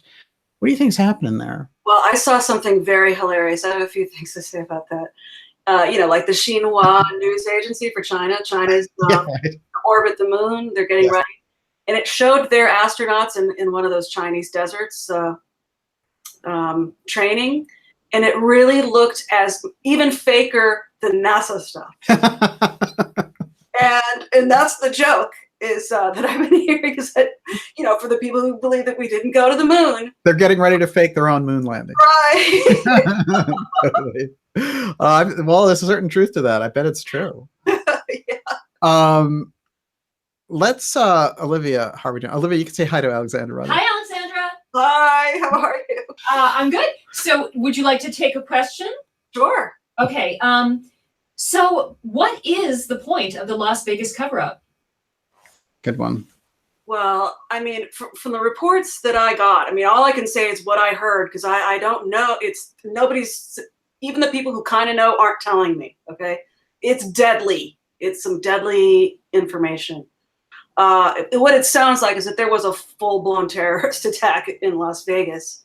And I don't know, for whatever reason, they don't want us to know that. It would Interesting. be a bad look for everyone that this occurred on U.S. soil, that a terrorist attack of that magnitude. I guess that's my guess. There's a theory out there about it being an assassination attempt on Mohammed bin Salman. Do you know anything about that? Yeah, I've heard that. I don't think it's true. I mean, yes, it's true that the top 3 or 4 floors of the Mandalay Bay Hotel building are owned jointly by Bill Gates and it's Prince bin Talal, who was one of the people who was held prisoner by Salman. So no, he wasn't. There's been a lot of gossip about assassination attempts. Even this week, there was apparently they shot down a drone over the palace, and they were saying that it was assassination attempt. No, they shot down a drone, according to the Saudi palace, whatever. Apparently he's fine, but he's the heir apparent to the Saudi. He's going to be the king of Saudi Arabia, and he's pretty, I guess, de facto running it now. And he's very young. He's in his early 30s, and he was not in Las Vegas when that happened. But the hotel, like I'm saying, the Four Seasons Hotel is the top 5 floors of that building, of the Mandalay Bay Hotel, and that is owned, as I said, by what's his name, bin Talal, Abdulaziz bin Talal, who is he's like a super liberal friend of Obama and the Clintons, and he was in a Twitter war with Trump saying that he was an atrocity before the election, and then afterwards now he's sort of tweeting more nicely after getting out of custody. Unbelievable. What else you got? Well, should we go straight into Yes. mass shootings? So Ann Well- Gummy Bears Yes. is asking, are the mass shooters mind controlled like Sirhan Sirhan? Good question. Yeah. There's no doubt about it. Know that, like, for example, this Parkland shooting, I really find it hard to believe that this kid did that all by himself. And there are reports of people in full body armor shooting at the hallway. So, teachers on mainstream TV saying, I saw this guy with full body, saying, oh, the cops are here already, is what the teacher said. So there's something weird going on with that story. There's no question about it. I think there's a controlled rollout around these things. Not all the time, but you can always spot certain types of symptoms. Whenever they go to change a policy, that's a classic kind of deep event. And that's where you see these deeper elements reaching. Right. It's all about this assault weapon. And yes. when most mass shooters use, like 70% of them use handguns. So it's just an emotional plea, ploy or whatever. Like, we shouldn't have weapons of war in the school and all this stuff. But, I don't, this place is freaking nuts, man. it's very disturbing. They've tried this whole thing with the the student walkout around this. This is like The March for your lives. Yeah, right. Alt-right was calling the March Against Our Rights. Yeah. Right, exactly. It's like, please take our rights away now. You are okay. Keep going. Okay, so Nicholas wants to ask Alexandra Yes. your opinion on the "This Is America" music video. I don't know what that is. I don't know. Okay, keep rolling. Okay. I don't- Your opinion on soul snatching? Soul snatching. Is that in the video? No. I think you better keep rolling. Okay. What else you got? All right, Ron returns. What do you think that a faked or false alien revelation / invasion will be forthcoming in the coming years, and that this will lead to a one world government? I think that that's been a contingency for a while, and it was sort of apparently released during one of those leaks that happened during the campaign. Remember? This is the Bensinger. Benenson Group, right? Project Firesign. Listen, you reported on this. We did a whole thing on it before the election. Right, and then when I spoke to my Deep Throat guy about it, he said that his admiral friend was furious that information came out about Firesign, about this laser device that can create 3D images in the sky. Yes. And that he was furious. He said that basically any employee at the Benenson Group that saw that information would have to go to jail, because that is like the most high security information. It's like a total breach of national security. It was very strange. One thing that seemed legitimate about it is the actual document itself seemed totally legitimate, which I think is hard to do. So whoever put it together certainly knew how those campaign documents looked. And Right. the idea There were some that, weird things, because it was using, on the letterhead, it was using their old stationery, because they had already moved offices. So that was a little like, what's that all about? well, maybe it was someone who was inside the campaign and left. That was the kind of impression I got, who just patched it together. But there is something strange about that, because we know the whole phony UFO push through Podesta, through DeLong, came out of the Clinton connection. Absolutely. If anyone's going to use that as an excuse, it's the Crown. That's what it boils down to, because now we figured out that Clinton-Bush cabal is in cahoots with the Crown. They were trying to take over the Federal Reserve Bank, and Timothy Geithner was the guy who outed that, and he had to step down from his job as Secretary of the Treasury under Obama as a result. But he had previously been president of the New York Federal Reserve Bank under Clinton. Right. Yeah. Oh, I think it is fascinating. Okay, you're I right. actually have a great question here from Plays Live. Do you think the constant cognitive dissonance around these events is part of a longer-term approach to fully fracture the psyche, both mass and individual? Yes, absolutely. I absolutely agree. It's interesting, though, because that's the very heart of the work that you're doing with Forbidden Knowledge TV and we do with Dark Journalist. And I want to remind people to go to forbiddenknowledgetv.net, sign up for your newsletter, because they get the videos daily and they get your own essays about what they are. But you get those every day, and that's a fascinating service. So you want to do that. You want to go to darkjournalist.com and sign up for the newsletter, because it's a good way for us to stay in touch. One of the things that I think is interesting about this is we've seen so many YouTube channels go down. And you and I have kept an eye on that and YouTube's censorship policies, but it seems like they've been rolling out. They haven't gone full-fledged. They haven't done a real purge, but they've been rolling out tests. Huh. Well, how about Roseanne? I mean, Yes. Well, talk about sending a chill. yeah. The #1 rated show on ABC gets axed because of one tweet. And I'm sorry, but Valerie Jarrett is about as black as I am. I mean, how is Roseanne supposed to know? Right. She's supposed to know she's black. I mean, I'm sorry. She's like, she's not even an octoroon. Well, what's fascinating is they had a thing right afterwards about Samantha Bee, who does that stupid comedy stuff. And she was using all the foul language about Ivanka Trump. It's like they want people to focus on the stupidest things. They want to get us locked into that little game of like, what did Samantha Bee say? What did Roseanne say? Oh, and it's this weird thing where they get you away from the bigger issues that you and I are covering. This is how this war that's going on within our government is actually being it's being played out against us in the media.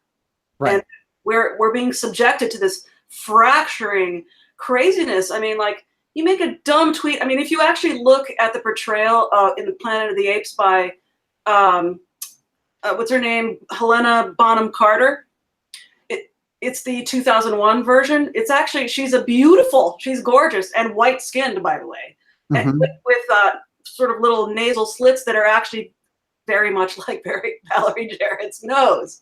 That's it. I mean, she was actually, if anything, it was a compliment to call. I mean, I don't want to get your show axed or me. Right. YouTube is setting up the slides. They were like, but I mean, really, it was that character played by Helena Bonham Carter was actually beautiful. Okay, Yeah. so it was a compliment to call Valerie Jarrett. That character was prettier than Valerie Jarrett. I prefer the original 1969 Planet of the Apes. All right, I mean, the assumptions that are made also, since when exactly? I mean, so many assumptions are being made that since when black equals looking like an ape. I'm sorry, like, it's just too many presumptions. It was just like they were trying to fire her. Other people are saying it was staged. Yeah, it's fascinating. I don't know. There's a weird, the fracturing you just don't know anything. I have to just chirp in here and say that there's such a double standard because The Cosby Show is still on TV. I checked it in reruns, and he is a convicted felon, serial rapist. Exactly. And ABC has a show also that stars convicted pedophiles, and it's on TV now. And I'm forgetting the name. I read too much stuff. My poor brain. Right. But you think of Smallville with the whole cult. The Smallville actress got caught up in that scandal, which the NXIVM cult. Absolutely, yeah. And that is, let me tell you, there's a lot of those because we know there's a lot of multi-level marketing things that go on, and we've seen those cults. They operate in these small ways, and we've seen them even in the New Age front, and a lot of them get outed as well. So we see that really. It's the kind of thing that people really need to be aware of, I think. Yeah, this selective censorship is terrifying. It sends a chill. Sent a chill to me because really, I mean, some people, what I thought was great was that Diamond and Silk got on Fox and said she's not a racist. She's a comedian and she's popping the same stuff that other comedians do, which is not nice, and they shouldn't do it. And you should check out the comments section on our websites and on our YouTube posts. Well, this is the thing. It's a controlling the paradigm that's in the culture, because that's Stephen Colbert, right? Everything is anti-truth. Exactly. I was talking about propaganda comedy back in 2016. Remember? Propaganda comedy. That's the term right there. Yeah. And they have to set it up that way. Okay, Olivia, you're up. Victrola 13 says, how is the phony Skunkworks disclosure rollout having an impact on the true disclosure movement? Is it a giant fail? Well, you're talking about TTSA there, and I'll tell you where they're failing is they rolled out DeLong, who was a terrible spokesman. Now they've withdrawn him, and they've kind of run around with Elizondo. But it seems to me that one of the kind of realizations that's been happening, and Grant Cameron caught on to this, which is that they've actually bypassed the UFO community on this, and they're trying to go to Congress because they want funding for this. And their way of doing that is by going through the media with their assets. The problem with the whole TTSA, Skunkworks, CIA op around UFOs is that it came out of the Clinton administration idea that there was going to be a Clinton administration. That didn't happen. So now you have this kind of freaky leftover, and they're still trying to roll it out anyway. It's kind of like the Bay of Pigs. And, so you have the Trump situation just kind of looking at that. They're not doing anything to aid it. And you have this kind of weird leftover op of these CIA groups thinking they can do things because the CIA, with its own Air Force and with all their assets planted in the media, think that they can run the entire country. And this is the nature of the problem that we're talking about when we get around these issues. I mean, when we're talking about what we started with tonight, which is the RFK assassination, who do we think is behind that?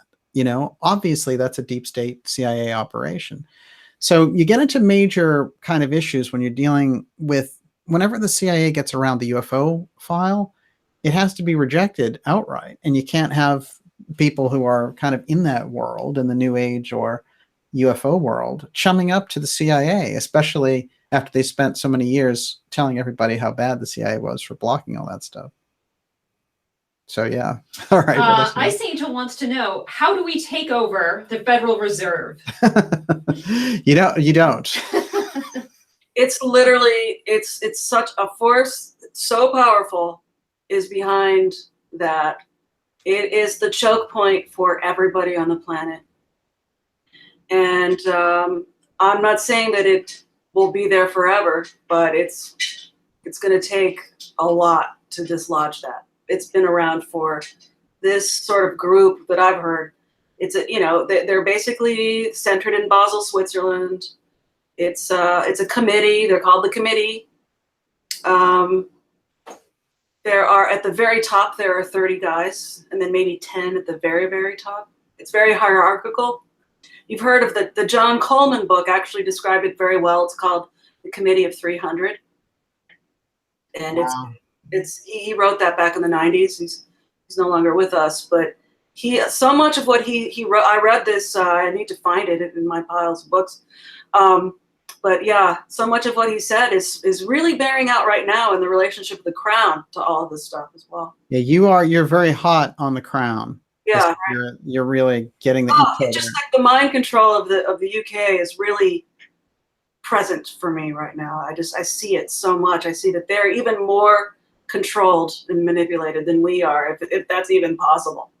I've had people really reach out to me from the UK and tell me, you have a sweet deal in America. We're really under control here. It's kind of fascinating to think about.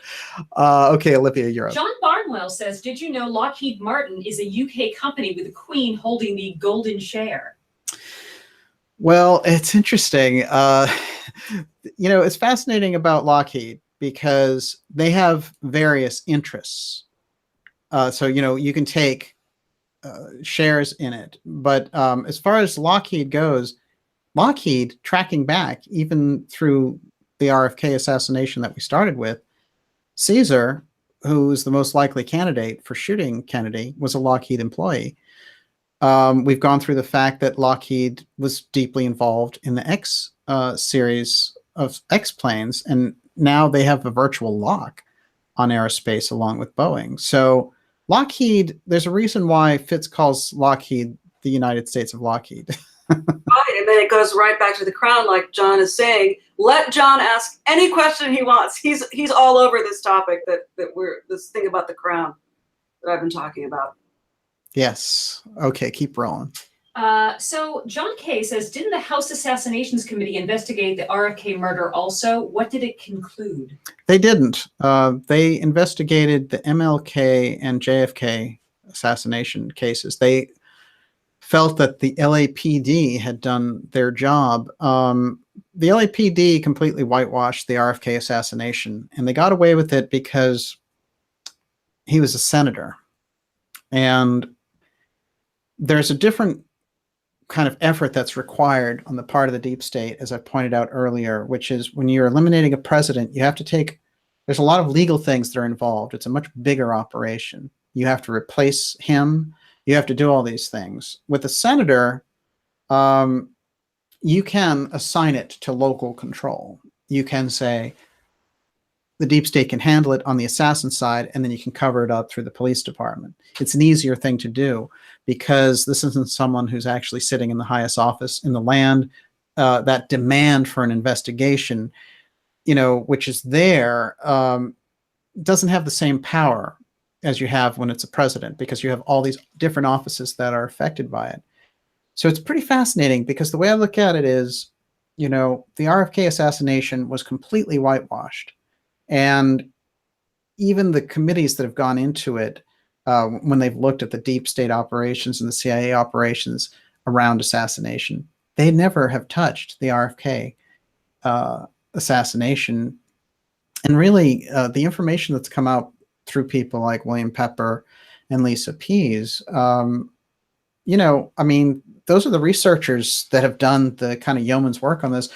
I watched a documentary from 1976 that had more information around it that's never been refuted. So, you know, this is the nature of the thing.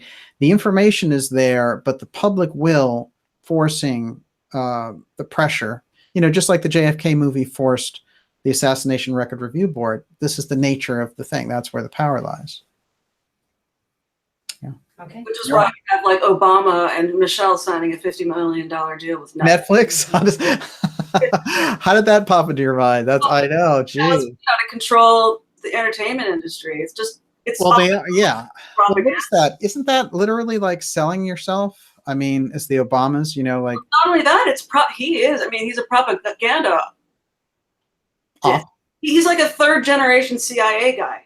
He's not even. He is like the whatever. It's all very convoluted. Obama was a real creation. Yeah, it's really fascinating. One of my subscribers said he was helicoptered in. Right, exactly. Well, what's fascinating, we should say this about Obama, just to give someone perspective that, you know, it's not an anti-Democrat thing, because as we know, you voted most of your life as a Democrat. But Obama was rolled in after only. Obama. I cried when he won. Yeah, there you go. Well, that was the mood of the country. And I understand all that. But the thing is, he had actually only won his Senate seat and started to serve in 2006. Yeah.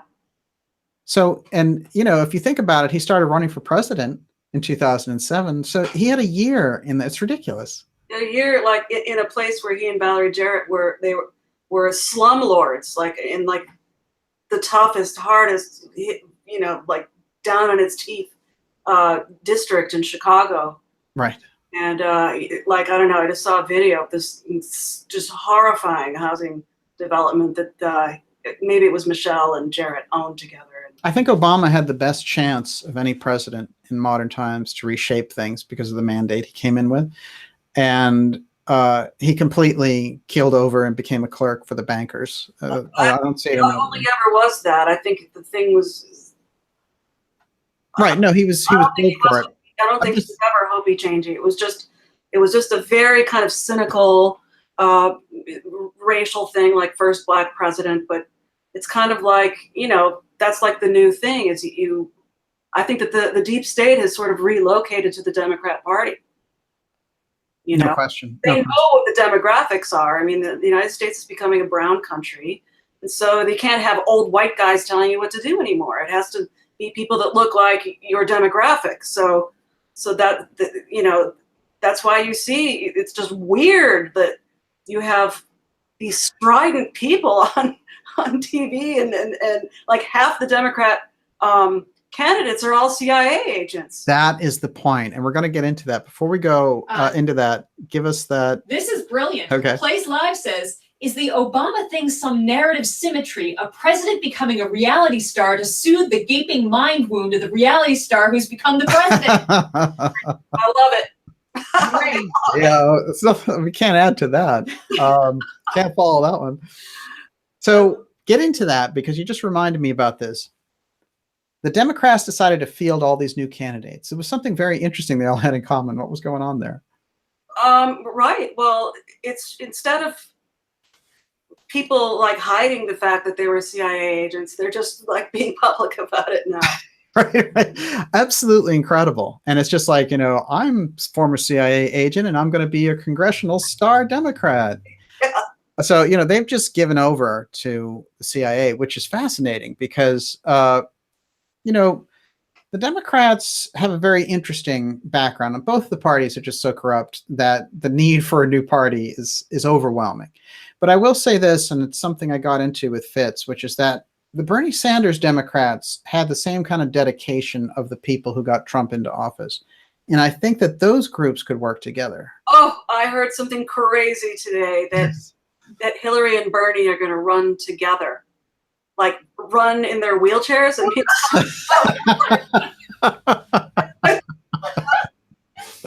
Wow, that is ridiculous. I did hear, I And have heard rumblings that Sanders was going to run, which is incredible. I mean, he's already 76. He's going to be, what, 78? It's ridiculous. We've never had a president that old. The oldest president was Reagan. was Reagan, and when he got his second term, he was 73. So he was in there till he was 77.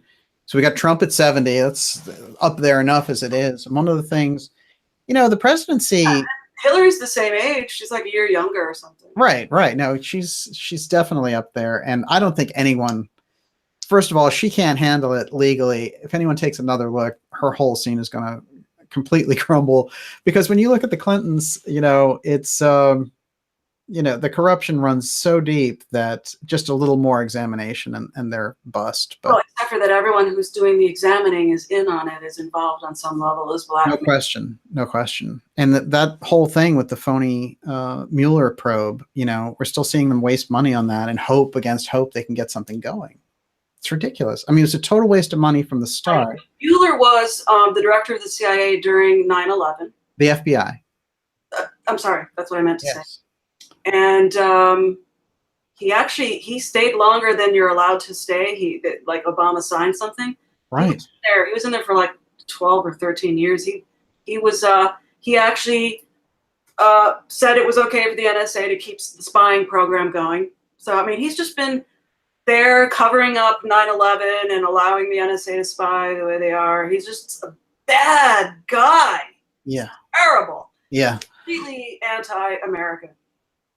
Well, I think basically the idea was the deep state, the intelligence agencies wanted to remove Trump.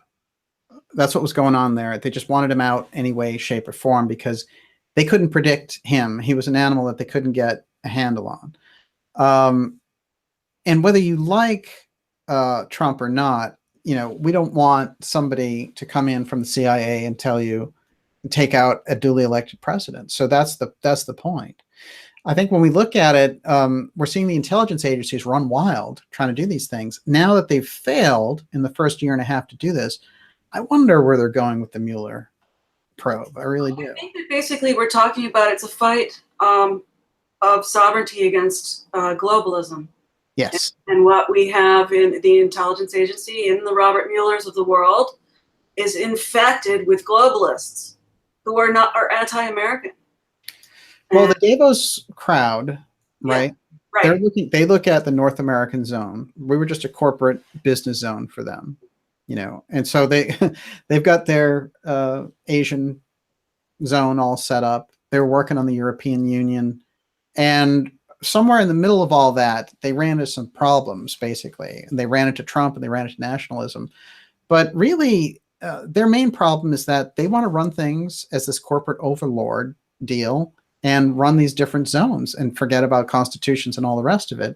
So we see all these moves towards constitutional conventions and all the rest of it. Saying, of the world, the one party, uniparty, the technocracy thing. Right. And apparently it's starting to fall apart in Europe with the Italian pension, whatever, the various funds there are melting down like crazy. Yeah. And Spain and other countries are not far behind.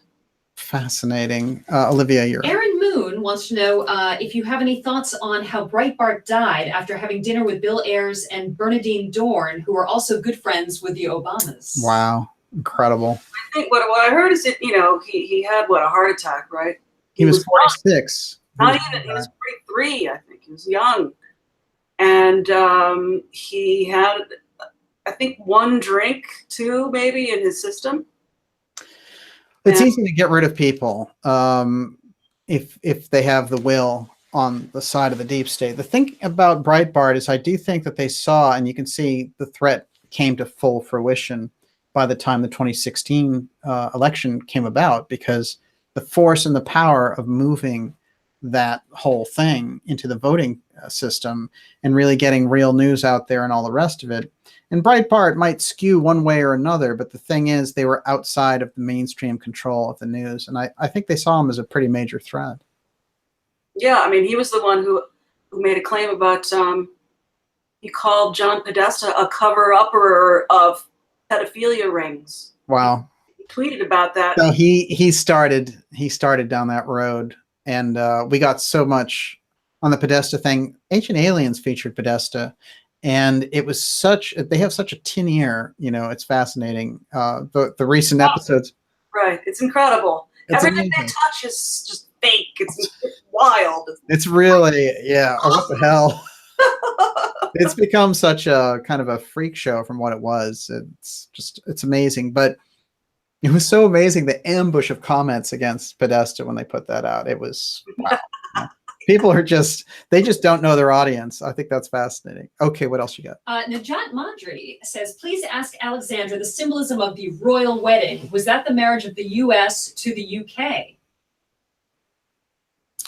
Possibly. I didn't watch it, you know. So, but I'm not surprised somehow. Okay, I have a follow-up question. Okay. Roha Khan says, can you ask Alexandra what it would take for people to realize the truth about the Windsor, quote, royal family and its corruption? well, it's kind of in the works. I mean, it's definitely, it's out there. I think Harry's, what I have heard about Harry's thing is that the super bloodliners, you know, the real Nazis, because, you know, a lot of the Windsors are Nazis, or you know, Prince Philip is, Right. Are totally upset that he's married, you know, a biracial or, you know, woman. Oh, that's interesting. Yeah. But I think on the other hand, it's very much his choice of Markle for a wife is very much what Britain is rolling out. They're trying to reinvent itself as a brown country. Like I don't know if you saw the thing with Cheddar Man. They claimed that he was black, and then they had to kind of roll it back and say, no, he was olive skinned. But they had some people like make a, you know, like one of those wax things, you know, off of the fossil. Yes. But they made him with blue eyes and like, you know, like Ethiopian skin. And actually there is a gene, and not all Africans have it. Only certain groups have it. To have that really, really dark skin is a particular gene, and that fossil did not have that gene. So they're trying to like brainwash. It's very strange. I think it's fine that there are people of all races living everywhere. I don't have a problem with that. What I have a problem with is just trying to like erase the white people like they never happened.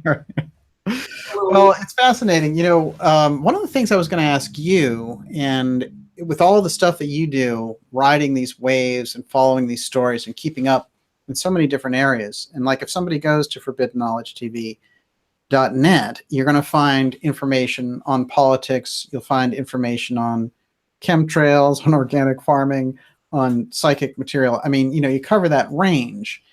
And, you know, we cover a lot of things with Dark Journalists. It's more than just that narrow corridor. But one of the fascinating things I've been seeing is the rise and fall of certain issues and the way that they get pushed, and then they withdraw them and push them back out. And one of them is Antarctica. And I find this really fascinating. Is that a natural, organic ebb and flow around information? Or do you think that's kind of a controlled rollout of stuff? It's a good question. I think that the way things work, or that it's kind of like what you were saying about Las Vegas and why nobody's covering it. Yeah. In the alt media. Okay. In the mainstream media, it could just be that the CIA has either threatened or paid them not to cover it, right? But in the uncontrolled media, it just could be that, okay, that's just not hot anymore and I need clicks or something. And nobody cares about Las Vegas in a world, you know, post I don't know how many mass shootings since, you know. Okay, so you do kind of see it as an organic type of development. I think that not that this natural organic process might not be exploitable. Okay, yeah, there's no question we've seen that. I just think that when certain groups pour on the heat and the money, like Gaia TV, for example, suddenly, you know, they pushed everything about alien mummies or Antarctica. And then when that money withdraws, all the coverage withdraws. And it's like, oh, it was an illusion to start with, you know. But I find those trends fascinating, because Flat Earth being one of the big disinformation ones. I think that, in fact, that was something that my Deep Throat told me, that actually was a real psychological operation that was tested not on the internet. It was tested decades before the internet existed, like in the 1960s or 70s, and I'm forgetting the details, but Wow. they got some, well-educated professional people so convinced with these arguments that the earth was flat that it caused exactly the same kind of fractures and weirdness that we're seeing on the internet Wow. around this Wow. subject. And so they just rolled it out again and did it online this time. They know how to control the thing. What's the biggest risk, you think, going forward for the rest of 2018? Do you think it's false flag activity? Well, I think that the biggest risk has to do with whatever the Bush-Clinton axis doing something absolutely crazy to cover their tracks and their assets, their criminal timeline, whatever it takes. And that's kind of what was going on with 9/11. Yes. And so something, apparently they don't have control of the military. They have control of the media, clearly. Yes. So, Yeah, they're still there. I think that they represent the biggest danger to the world, to America, certainly right now. That group of people and how they're manipulating us against each other, they're very dangerous. And If they get back into full power, that is, if they get the Oval Office back. But there's no indication that they're going to win the elections. These Democrats are not doing well in these elections. I don't really say this with glee. It's a little weird. I know, voting against the Democrats, right? Yeah, I've only, because to me, the Democrats represented basically their anti-corporatocracy, anti-corporate. It's about workers' rights. That's what it has been in America.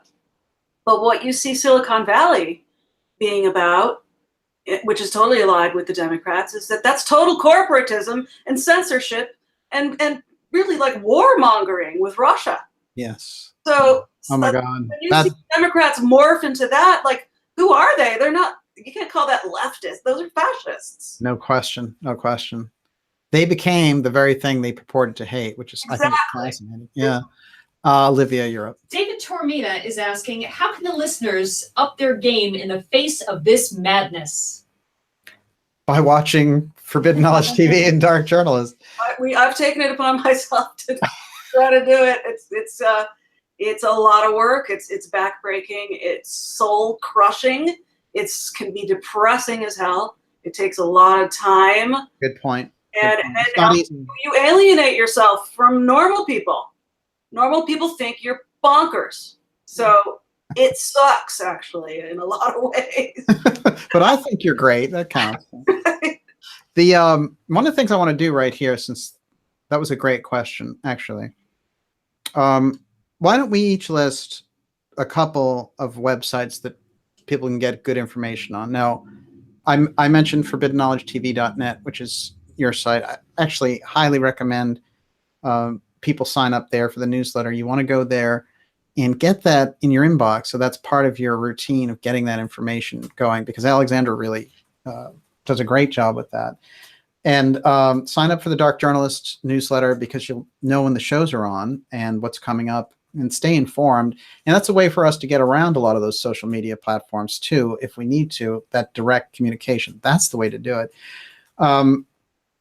I always rattle off Solari.com. That's Catherine Austin Fitts' site. Incredible information there. GizaDeathStar.com. Joseph Farrell is coming on the show later this month. Cryptagon is another one that I highly recommend. Always interesting stories on there. But do you want to reel off a couple?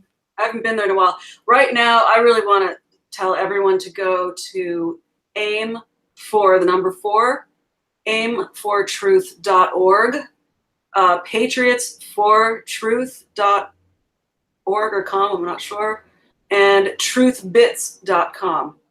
These are there. It's all sort of loosely affiliated. It's like 20 plus people researching with stuff that is actually very well vetted, and like with as they call it, impeachable evidence.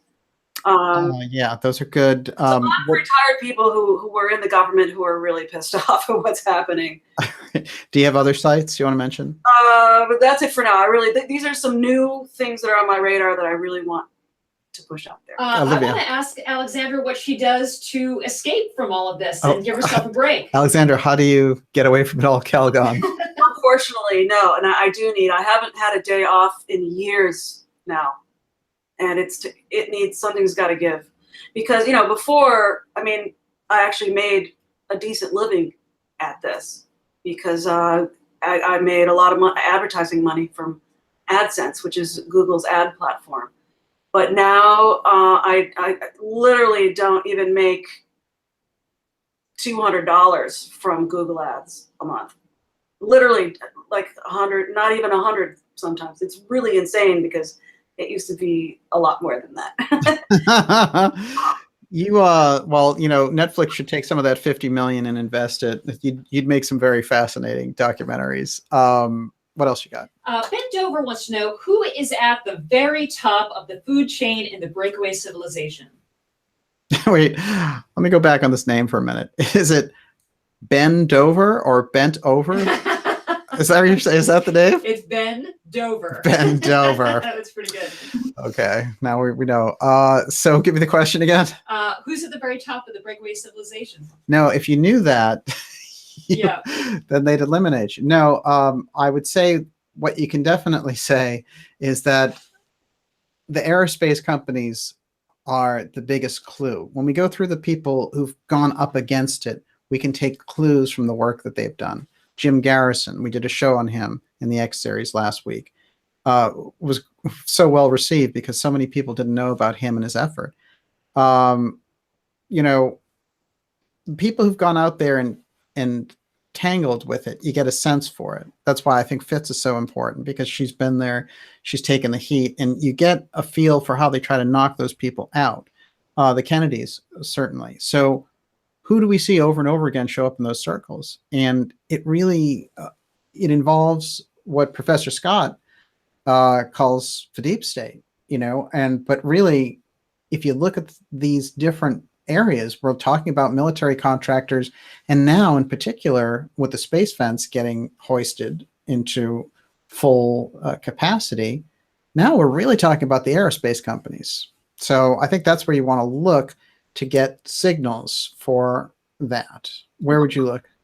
I would look at At the banks? the Bank for International Settlement people, the BIS? yeah. Well, not the public ones, the ones that you don't hear about, the committee, who are actually pulling the purse strings of all those endeavors. I think it's, yeah. Breakaway civilization in particular means something, that term, although it's not used so much anymore. The idea of the breakaway civilization is pretty clear, which is that there's a group that has advanced technology that's either recovered from advanced craft or was a long-term program, for example.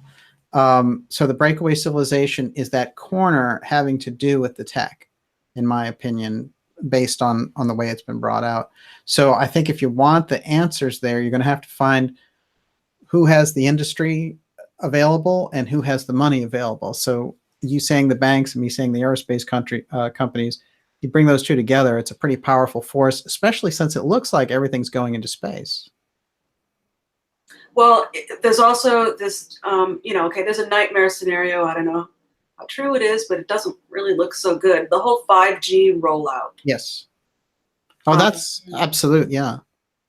Well, basically what I'm hearing is that it's involved with everything that we've been talking about. It is necessary to have that kind of, that level of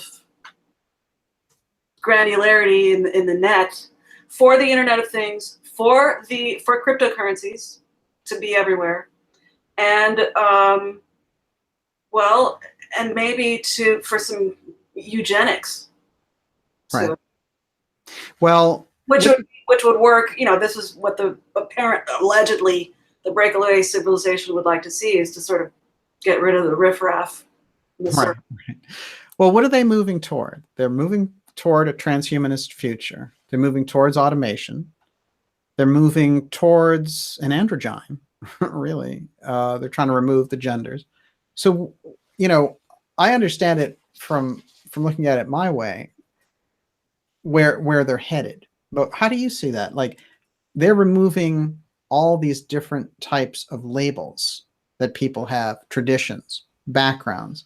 They're trying to make them non-persons. Well, I think part of that, it's part of the very classic Marxist thing too. It's about hope and change, you know, so you have to change things. So to change things, you have to destroy what is. And so, you know, right now they're destroying the basic assumptions we have about gender and things like that, and sexuality or whatever. Well, just outside the box for a second, and I know that you really know how to get into these things. When you see people hooked on the 4G technology, and some people, it's hard to break them out of the trance when they're looking at it. Mm. When they get to 5G, that's a level where their brains start to merge kind of with the technology. That's kind of where they're going.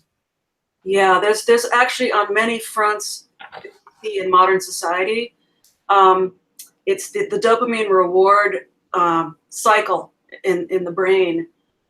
You see this in the obesity epidemic. You know, the number one killer of Western people is the Western diet, which causes heart disease and early death.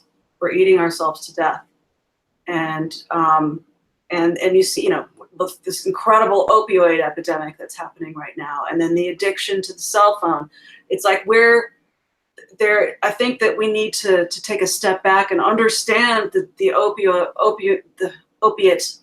dopamine reward system, and understand it, because our receptors are getting shattered by this situation, and we have basically addiction crises on all kinds of fronts. And basically it's a horrible vicious cycle that the more you do it, the less happy you become, because it's basically the way dopamine works versus serotonin. They're like oppositional chemicals, and serotonin is, that whole cycle is the one that's really about sort of long-term happiness and delaying gratification, and having a, you know, just not overloading your opium receptors and your dopamine receptors, which is the same thing. Fascinating. You need to be educated about that, because it's everywhere. It's, you know, it's in the food. It's everywhere you go. It's like something is trying to addict you. Businesses are preying on this basic neurological sort of fact that exists within us.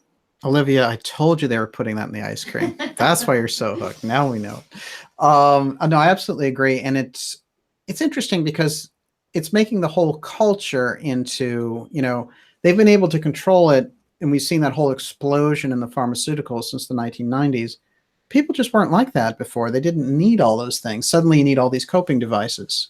Right. Or they didn't eat, you know, when we were kids, people were skinny. Now everyone's fat now. Right. And well, and then you know that the English addicted all of China in order to take over. I mean, that's what's happening here. That we're being taken over.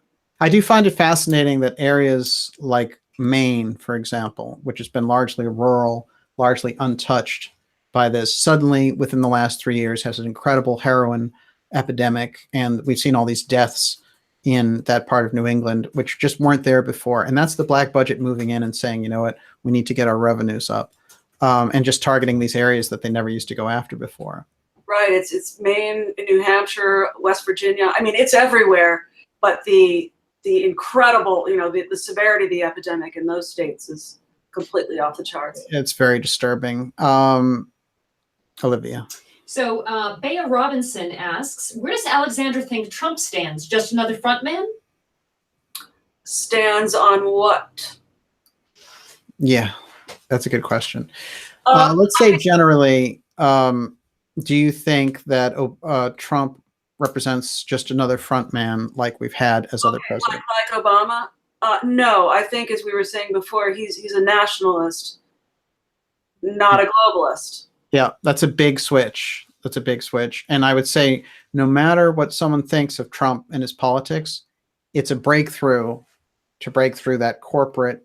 Oh yeah, do I like him? Do I like his hair? No, of course not. Do I like the Are fact you sure? he's giving the deep state a run for their money? I love that. That's great. That's it. You met Donald Trump.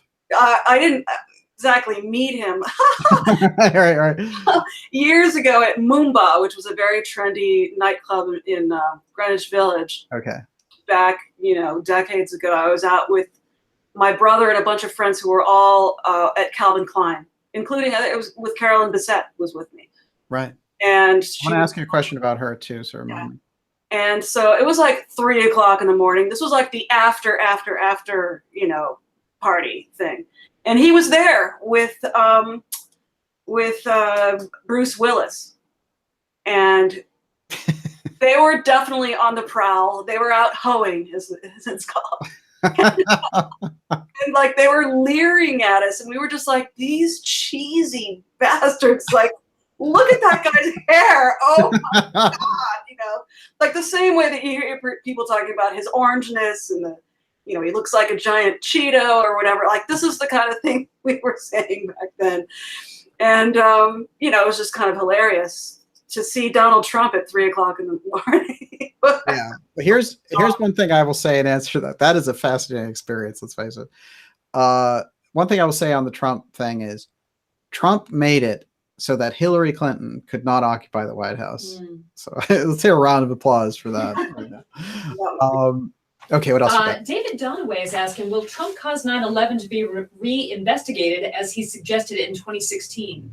He came out with a lot of things during the campaign that were absolutely fascinating. What I've heard is that he's not going to touch it because I think that the financial thing is more important. That's what I asked that question today from my source, and he said he's not going to touch it.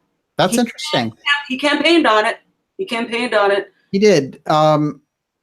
We have to think, once you get in office, this is the thing, how much transparency do you want? But what I find fascinating is we already have, with the JFK records and Trump, a problem. So the idea of thinking he would unravel 9/11 doesn't seem quite likely. It seems like even if he has inclinations to go in that direction, and he's indicated that he has, and even in my, we've had Roger Stone on the program, and if you follow things that Roger Stone says, Trump certainly knows a lot about a great deal of these issues. He's very much more on this side of the page with the alternative media, for sure. But at the same time, they have introduced this idea of Trump as a savior in certain circles, and that even when he bombs Syria, it's all 4D chess, and that's all nonsense. We don't have to take Trump on at that to see him as for what he is, to see the benefit of the Trump administration versus what would have been the Clinton, Cold War. He gives lip service. He's like, here, I'm doing it. And then he just kind of turns around and stops it. It's kind of interesting, It is. It's not very committed. I love it. If he fires Bolton after sucking his brain dry, that'll be fabulous. I'm hoping so. I like your vibe on that. But here's what I'm saying. My prediction is if, and I mean if, and I certainly hope not, but if Trump goes after Iran, it's all over. Change, legacy, all the rest of it. It'll be history. So if you listen to those neocons and your President Trump, they're going to get you into the same trap that they got other presidents into. Don't go for it. Right. That's my take on that. Okay, what else you got? So Ronnie Returns asks, would RFK have opened up an investigation on JFK if he had been elected to office? I'm glad you mentioned that. 3 weeks before he was assassinated, he was asked that question. And remember, he kept, although in the background, he was working quite a bit on the investigation, he kept publicly silent, as the Kennedys have until RFK Jr.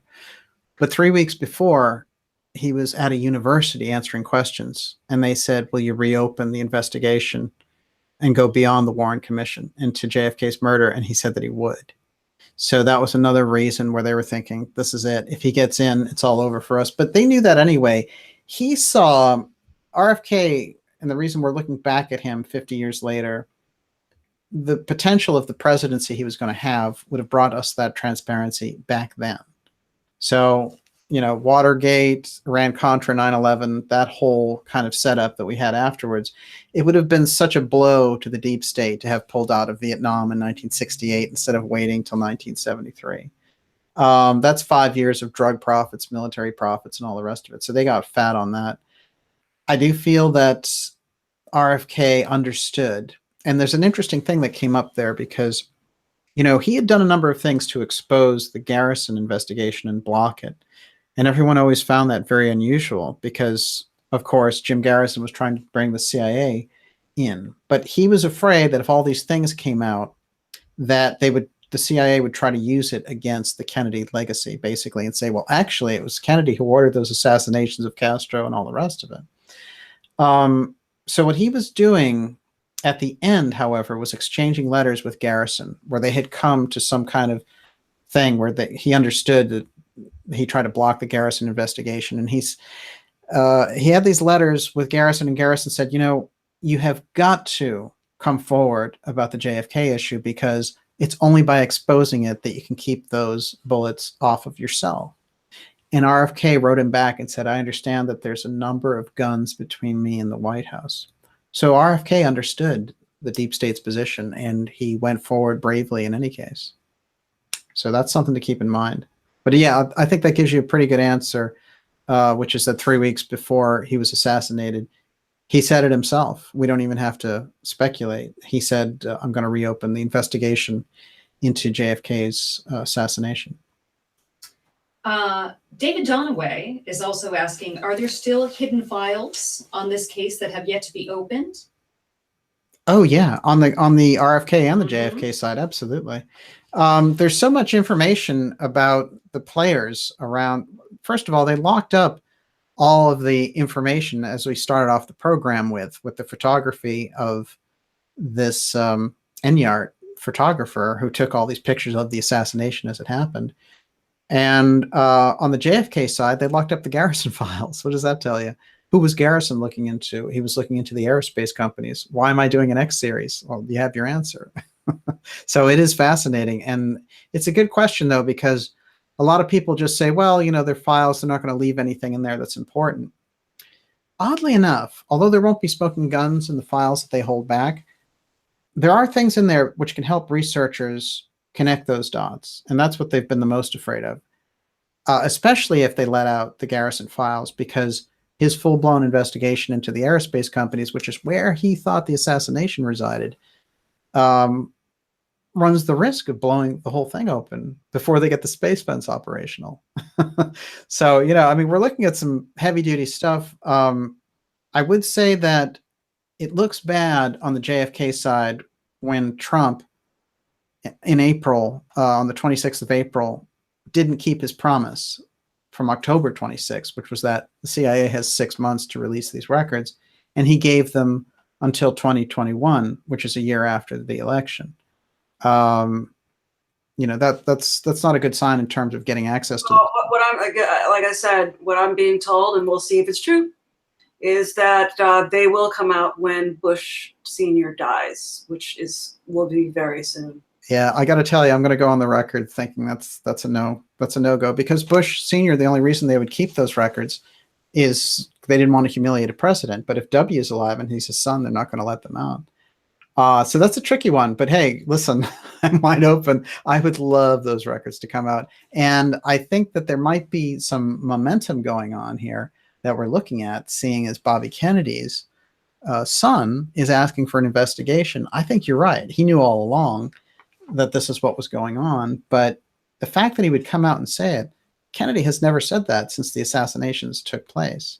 But you knew Carolyn Bessette, and she told you, yeah. Well, I knew Max, and I knew I was neighbors with Rory, who were both RFK's children, and I knew John from college. I knew him over the years. He dated like people I grew up with, like Daryl Hannah, and then I knew Carolyn from various. It was, the world is small. What can I say? And he never, no Kennedy that I knew ever discussed the assassination of their fathers. Right. But Carolyn did say that she did intimate to me that he absolutely thought there was a conspiracy to kill his father within the government, but it was kind of, she didn't really spell it out, because I think she was trying to be, faithful to him. I've heard that he was absolutely obsessed with bringing it out, and that the magazine was an avenue for that. Right. John That's Jr. that's what she said. He was obsessed with it. I think it's interesting that you were friends with John Jr. in college. It's like an interesting path. I met him before. I met him when I was 12. So Right. Yeah. It's Yeah. so, I mean, it's interesting with you. Do you have your Rumsfeld letter and do you want to show it? sure. I would love for you to show this. And if you know, in watching these interviews that we do and we get together and talk, we've always mentioned this thing about there's been this Rumsfeld connection because Alexandra's stepdad worked in a company where Rumsfeld, and he was around in those circles.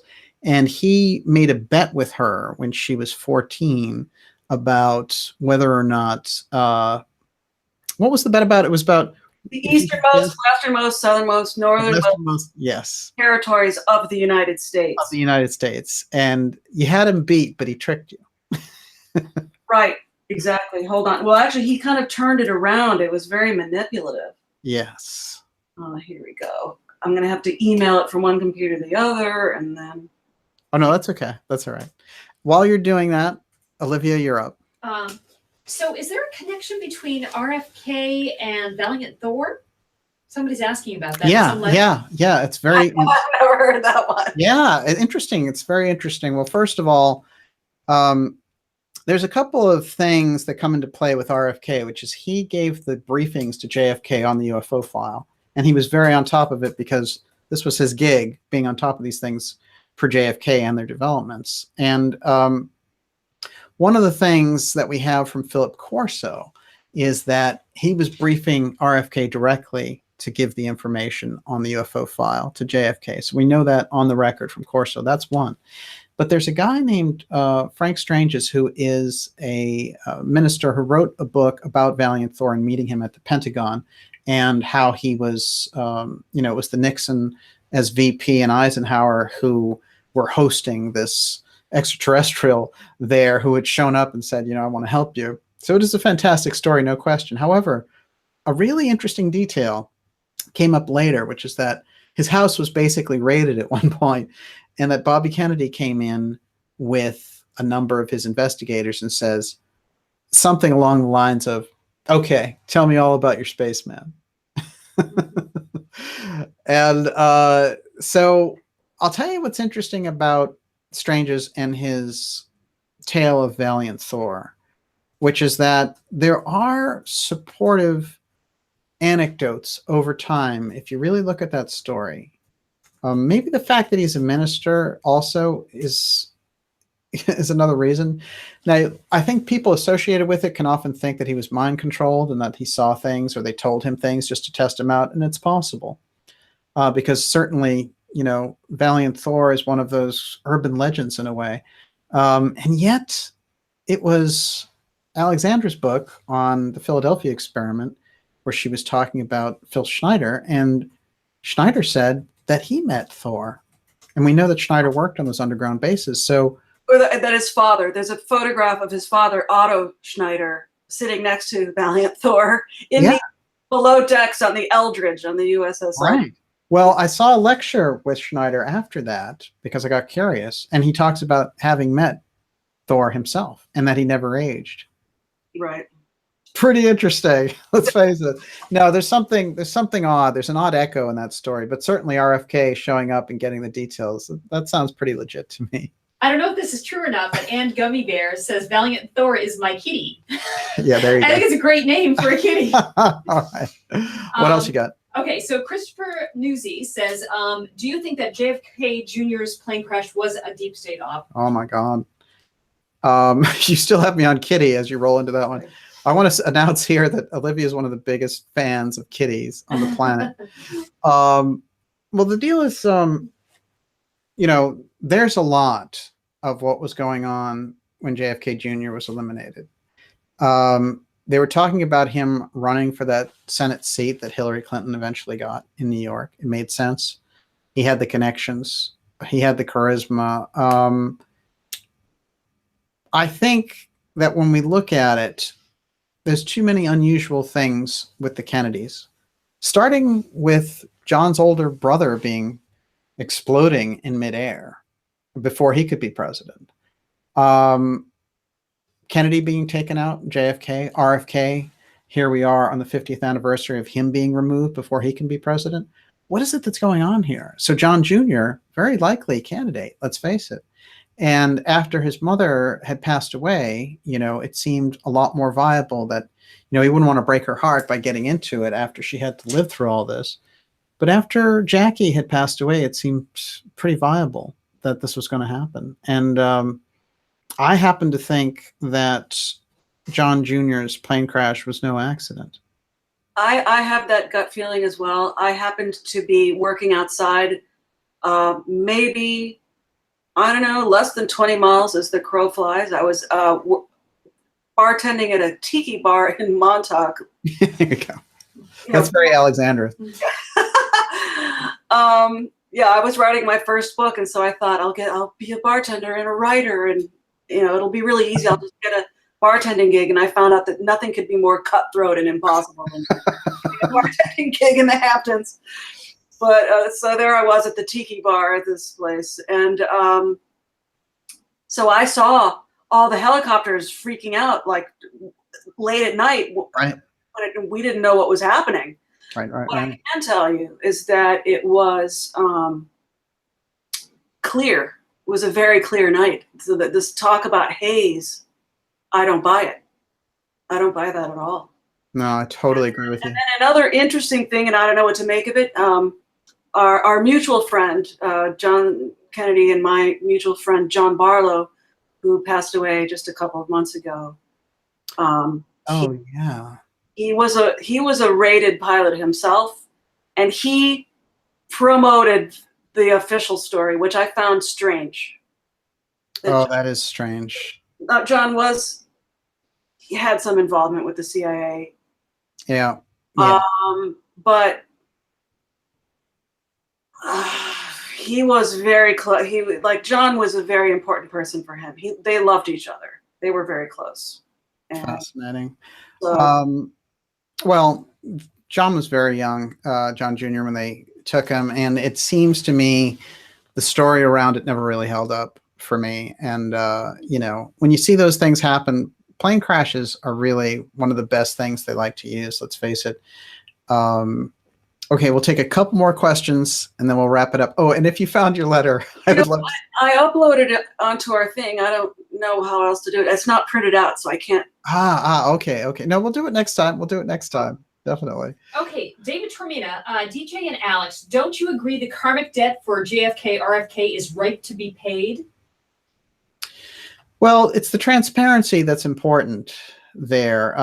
The karma around the situation, forget it. I mean, you have a small group of individuals really controlling the lives of so many people and not playing by any ethical rule, So it's incredible to me that these people, when they take them on, that they can't beat them at the ballot box. So they resort to the kind of assassinations that we've seen.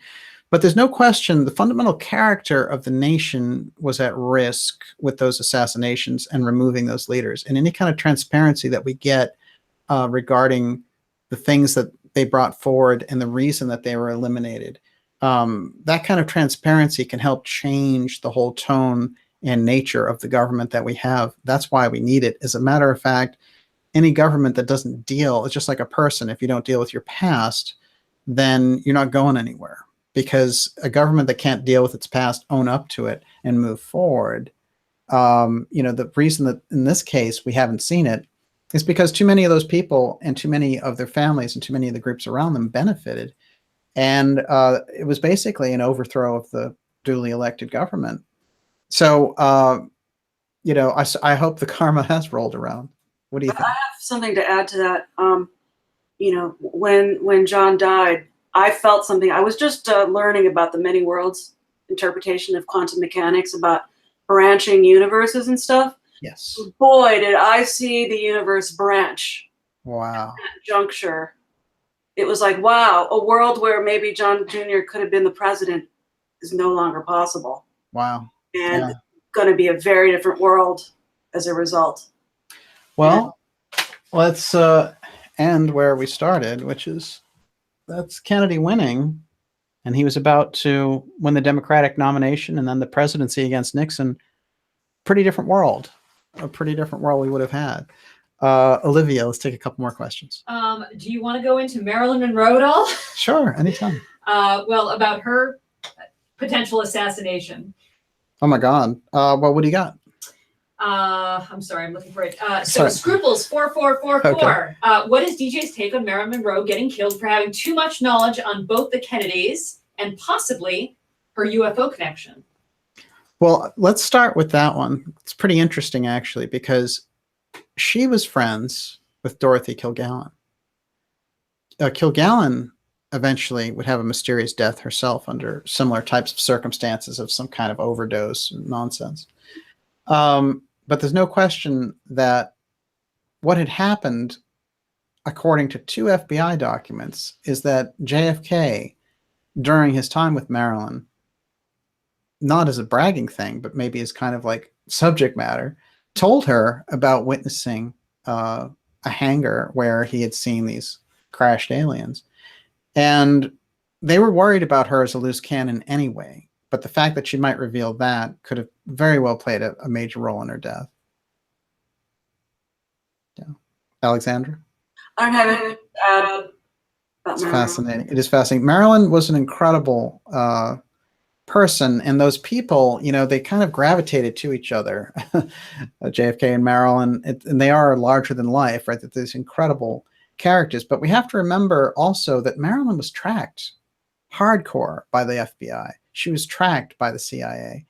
The CIA and the FBI, when someone becomes a celebrity, they go right on their radar because they're like, if they go against our causes, if they go against us, and especially in that period where the FBI was ultimately paranoid, you know, they targeted people like Marilyn, and they would use dirt against them to keep them quiet if they ever became political adversaries.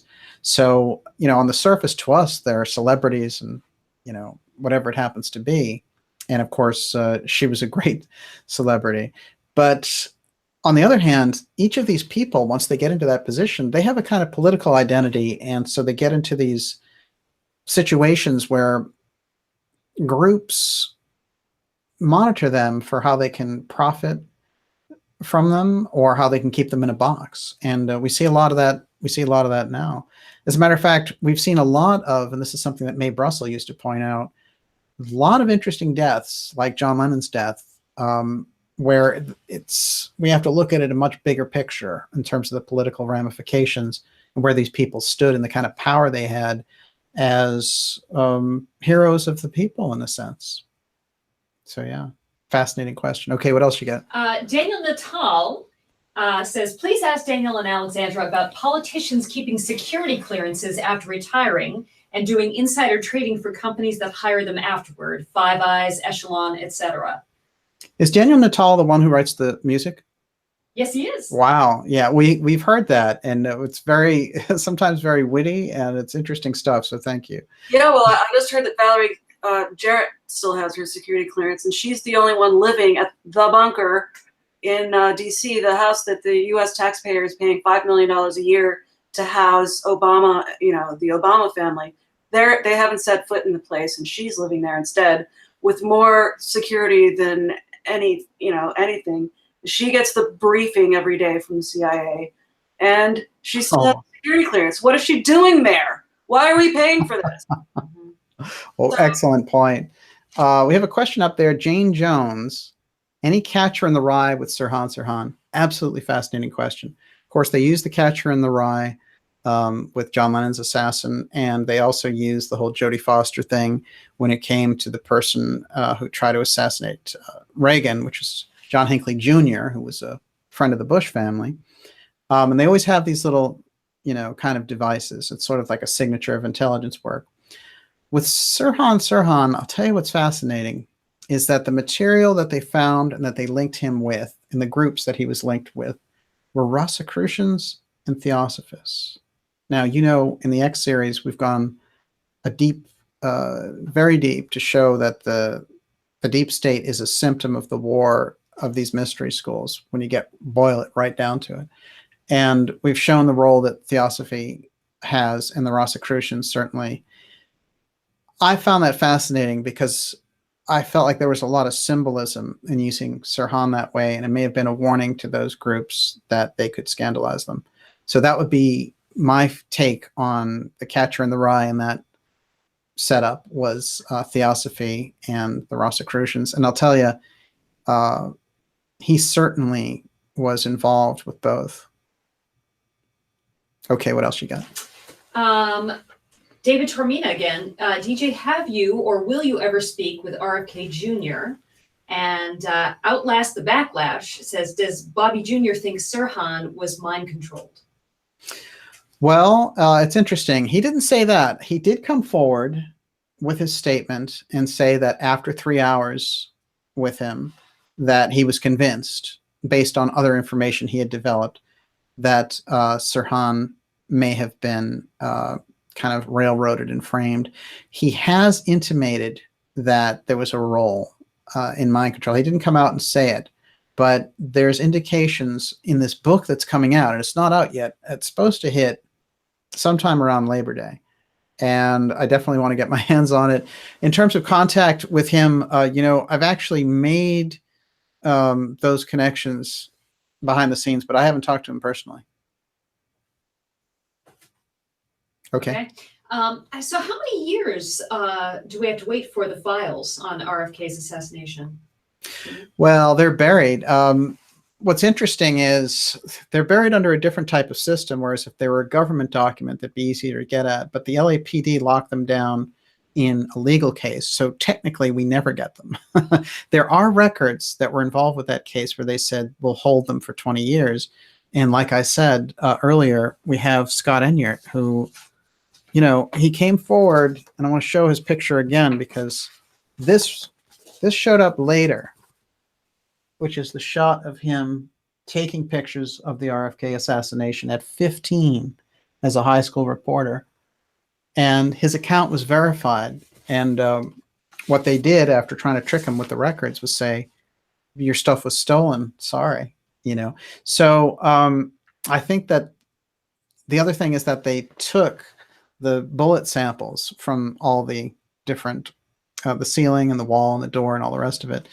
And then they eliminated them in 1974, saying they were taking up space. So they wanted to bury this case. So it's not on a good track the way that the JFK stuff is supposedly on a good track, because you have rolling releases of material. In this case, in the Bobby Kennedy case, what RFK Jr. is calling for is a new investigation, and that would have the ability to open up a lot of those records. As it stands, they're not scheduled to ever be shown. It's a breakthrough thing. I can tell you from studying this for so long. RFK Jr. coming out and saying that is a big harangue in the middle of that establishment whitewash, because they've always kept the Kennedys quiet on this.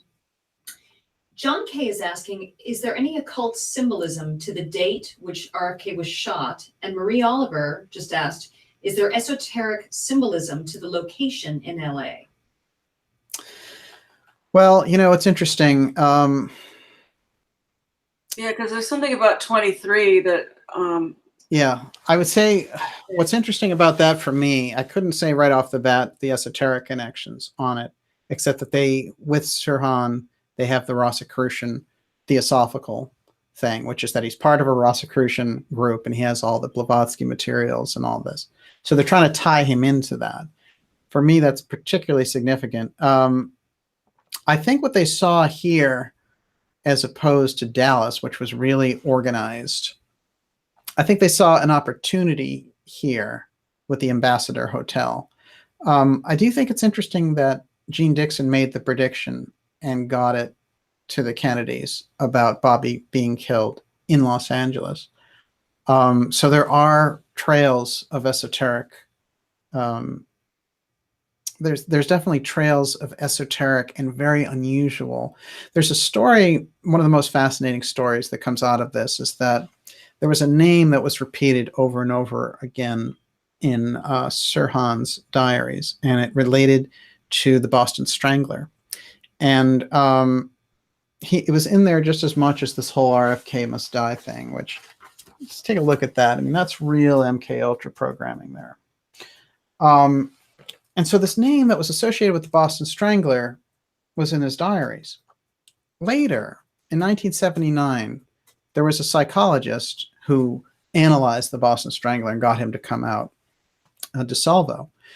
And he had these prostitutes that he frequented, and he bragged to the prostitutes that he had programmed Sirhan. And it's funny because the prostitutes shared this amongst themselves, these ladies of the evening, and they had assumed he meant, oh, after the assassination, I programmed him.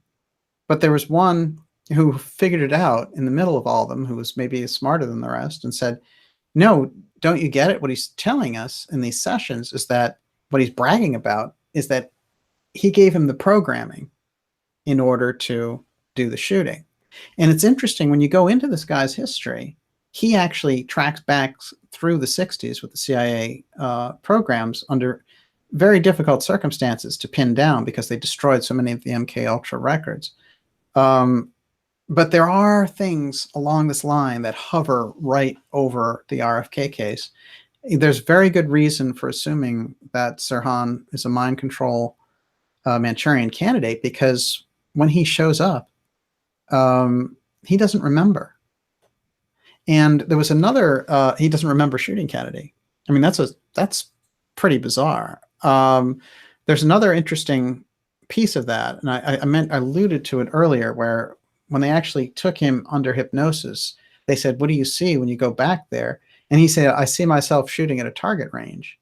So that was obviously what they implanted in his mind. So he was kind of the decoy to just shoot like crazy at this range and then have the other person do the real shooting. That's the kind of setup when you get into this. This is a very deep operation, and you have to understand what's at stake for them assassinating MLK and RFK within a 2-month period. I mean, they're really showing their jugular if you think about it. But they have to do it. And just previous to MLK being killed, as we started the program off with, LBJ says, I'm not running for re-election, basically resigns the presidency. So that whole chain of events is all connected, in my opinion. But it's a fascinating story. And I do think when we look into the roots of MK Ultra, we look into what they were trying to do with it, that Sirhan looks like the perfect candidate for it. The other thing about Sirhan I want to mention is when we look at the programming that he got, there was a incredible Columbia psychiatrist who was an expert at hypnosis. And he said that he never met a more pliable subject than Sirhan, who he studied in prison. And he said he could give him simple hypnotic suggestions, and he would climb the bars. He would give him suggestions that he was a monkey or whatever, and he would climb the bars and do these things with 2 or 3 minutes of induction. He was an incredibly pliable, suggestible mind. So that's on the record. Okay, so we'll take one more question. Okay, so David Tormina again. Alexandra, in your circle close to the Kennedys, do you feel a truth meme emerging? Is there a truth meme emerging? Well, we've seen RFK Jr. Yeah, I guess the answer is yes. I think you're right on. Alexandra, it's fantastic to have you back with us. Wow, it's been a while. Wonderful. And what have you got coming up with Forbidden Knowledge TV? Oh God, I figure it out as I go along. I react. I want to tell everyone to go there, forbiddenknowledgetv.net, sign up for a newsletter. Oh my God, it's free. If you can't imagine what an incredible service that is. You're going to get directly in your inbox the newsletter with the video and Alexandra's analysis. Absolutely priceless. The best stuff out there. Go to forbiddenknowledgetv.net and sign up for that. And next week, we're coming back with the X series, part 13. And you don't want to miss that. It'll be Friday at 7 p.m. I wanted to mention this to everyone who's following the X series. We've just crossed 500,000 views with the X series. So I appreciate the support and the understanding that people have and following, because the detail is rich in the X series. But I think, we've let out maybe about 10% of what we have on that. So there's a lot more coming for sure. Olivia, outrageously great as usual. Thank you so much. And we will see everyone. Go to darkjournalist.com, sign up for the newsletter. That's how we stay in touch back and forth with each other. And I think that's the best way to go. Support the site, get behind it, subscribe. I think it's $4 a month for, the information that you're going to get, and you're going to want to be a subscriber over the summer for sure. So thank you so much. And Alexandra, we'll have you back real soon. Hey, thank you. Thank everyone for your questions. And just every time you look at the TV, those are the people who are pushing like 19 box cutter, bearing hijackers did. Just don't believe it. It's horrible. Don't watch that stuff. Osama bin Laden's coming to get you, baby. Yeah, they threw him overboard as in accordance with Islamic principles. I mean, please don't watch that. Don't listen to them. He was such a seafaring man, didn't you know? Yeah, it's like, what was that? They were like, he wanted to be buried at sea. Viking funeral. Oh, Kim Osmond. Gee, we miss you. Wow, great to see you. And fascinating stuff, Alexander. You really, the stuff you're working on, absolutely amazing. And you look great. You look great. It's great to see you. Are those real pearls? Everybody wants to know. Yes, they're freshwater pearls. They're pink, and this is one of a business my mother was in. They're called Baroque pearls because they're irregular. Let me see if I can get them close to the camera. Oh, those are great. Those are fantastic. You see, they're like irregular, and they're pink. Beautiful. She used to go to China. I went once with her. It was fabulous. Oh, yeah. Absolutely amazing. Well, we hope you have a fantastic summer, of course, but I'll talk to you later this week. And let's look for a great weekend for everybody, and we'll see you next week. So, thanks, guys. Thank you. It's great to see you. Olivia? Bye, everybody. Hey, what's for dinner?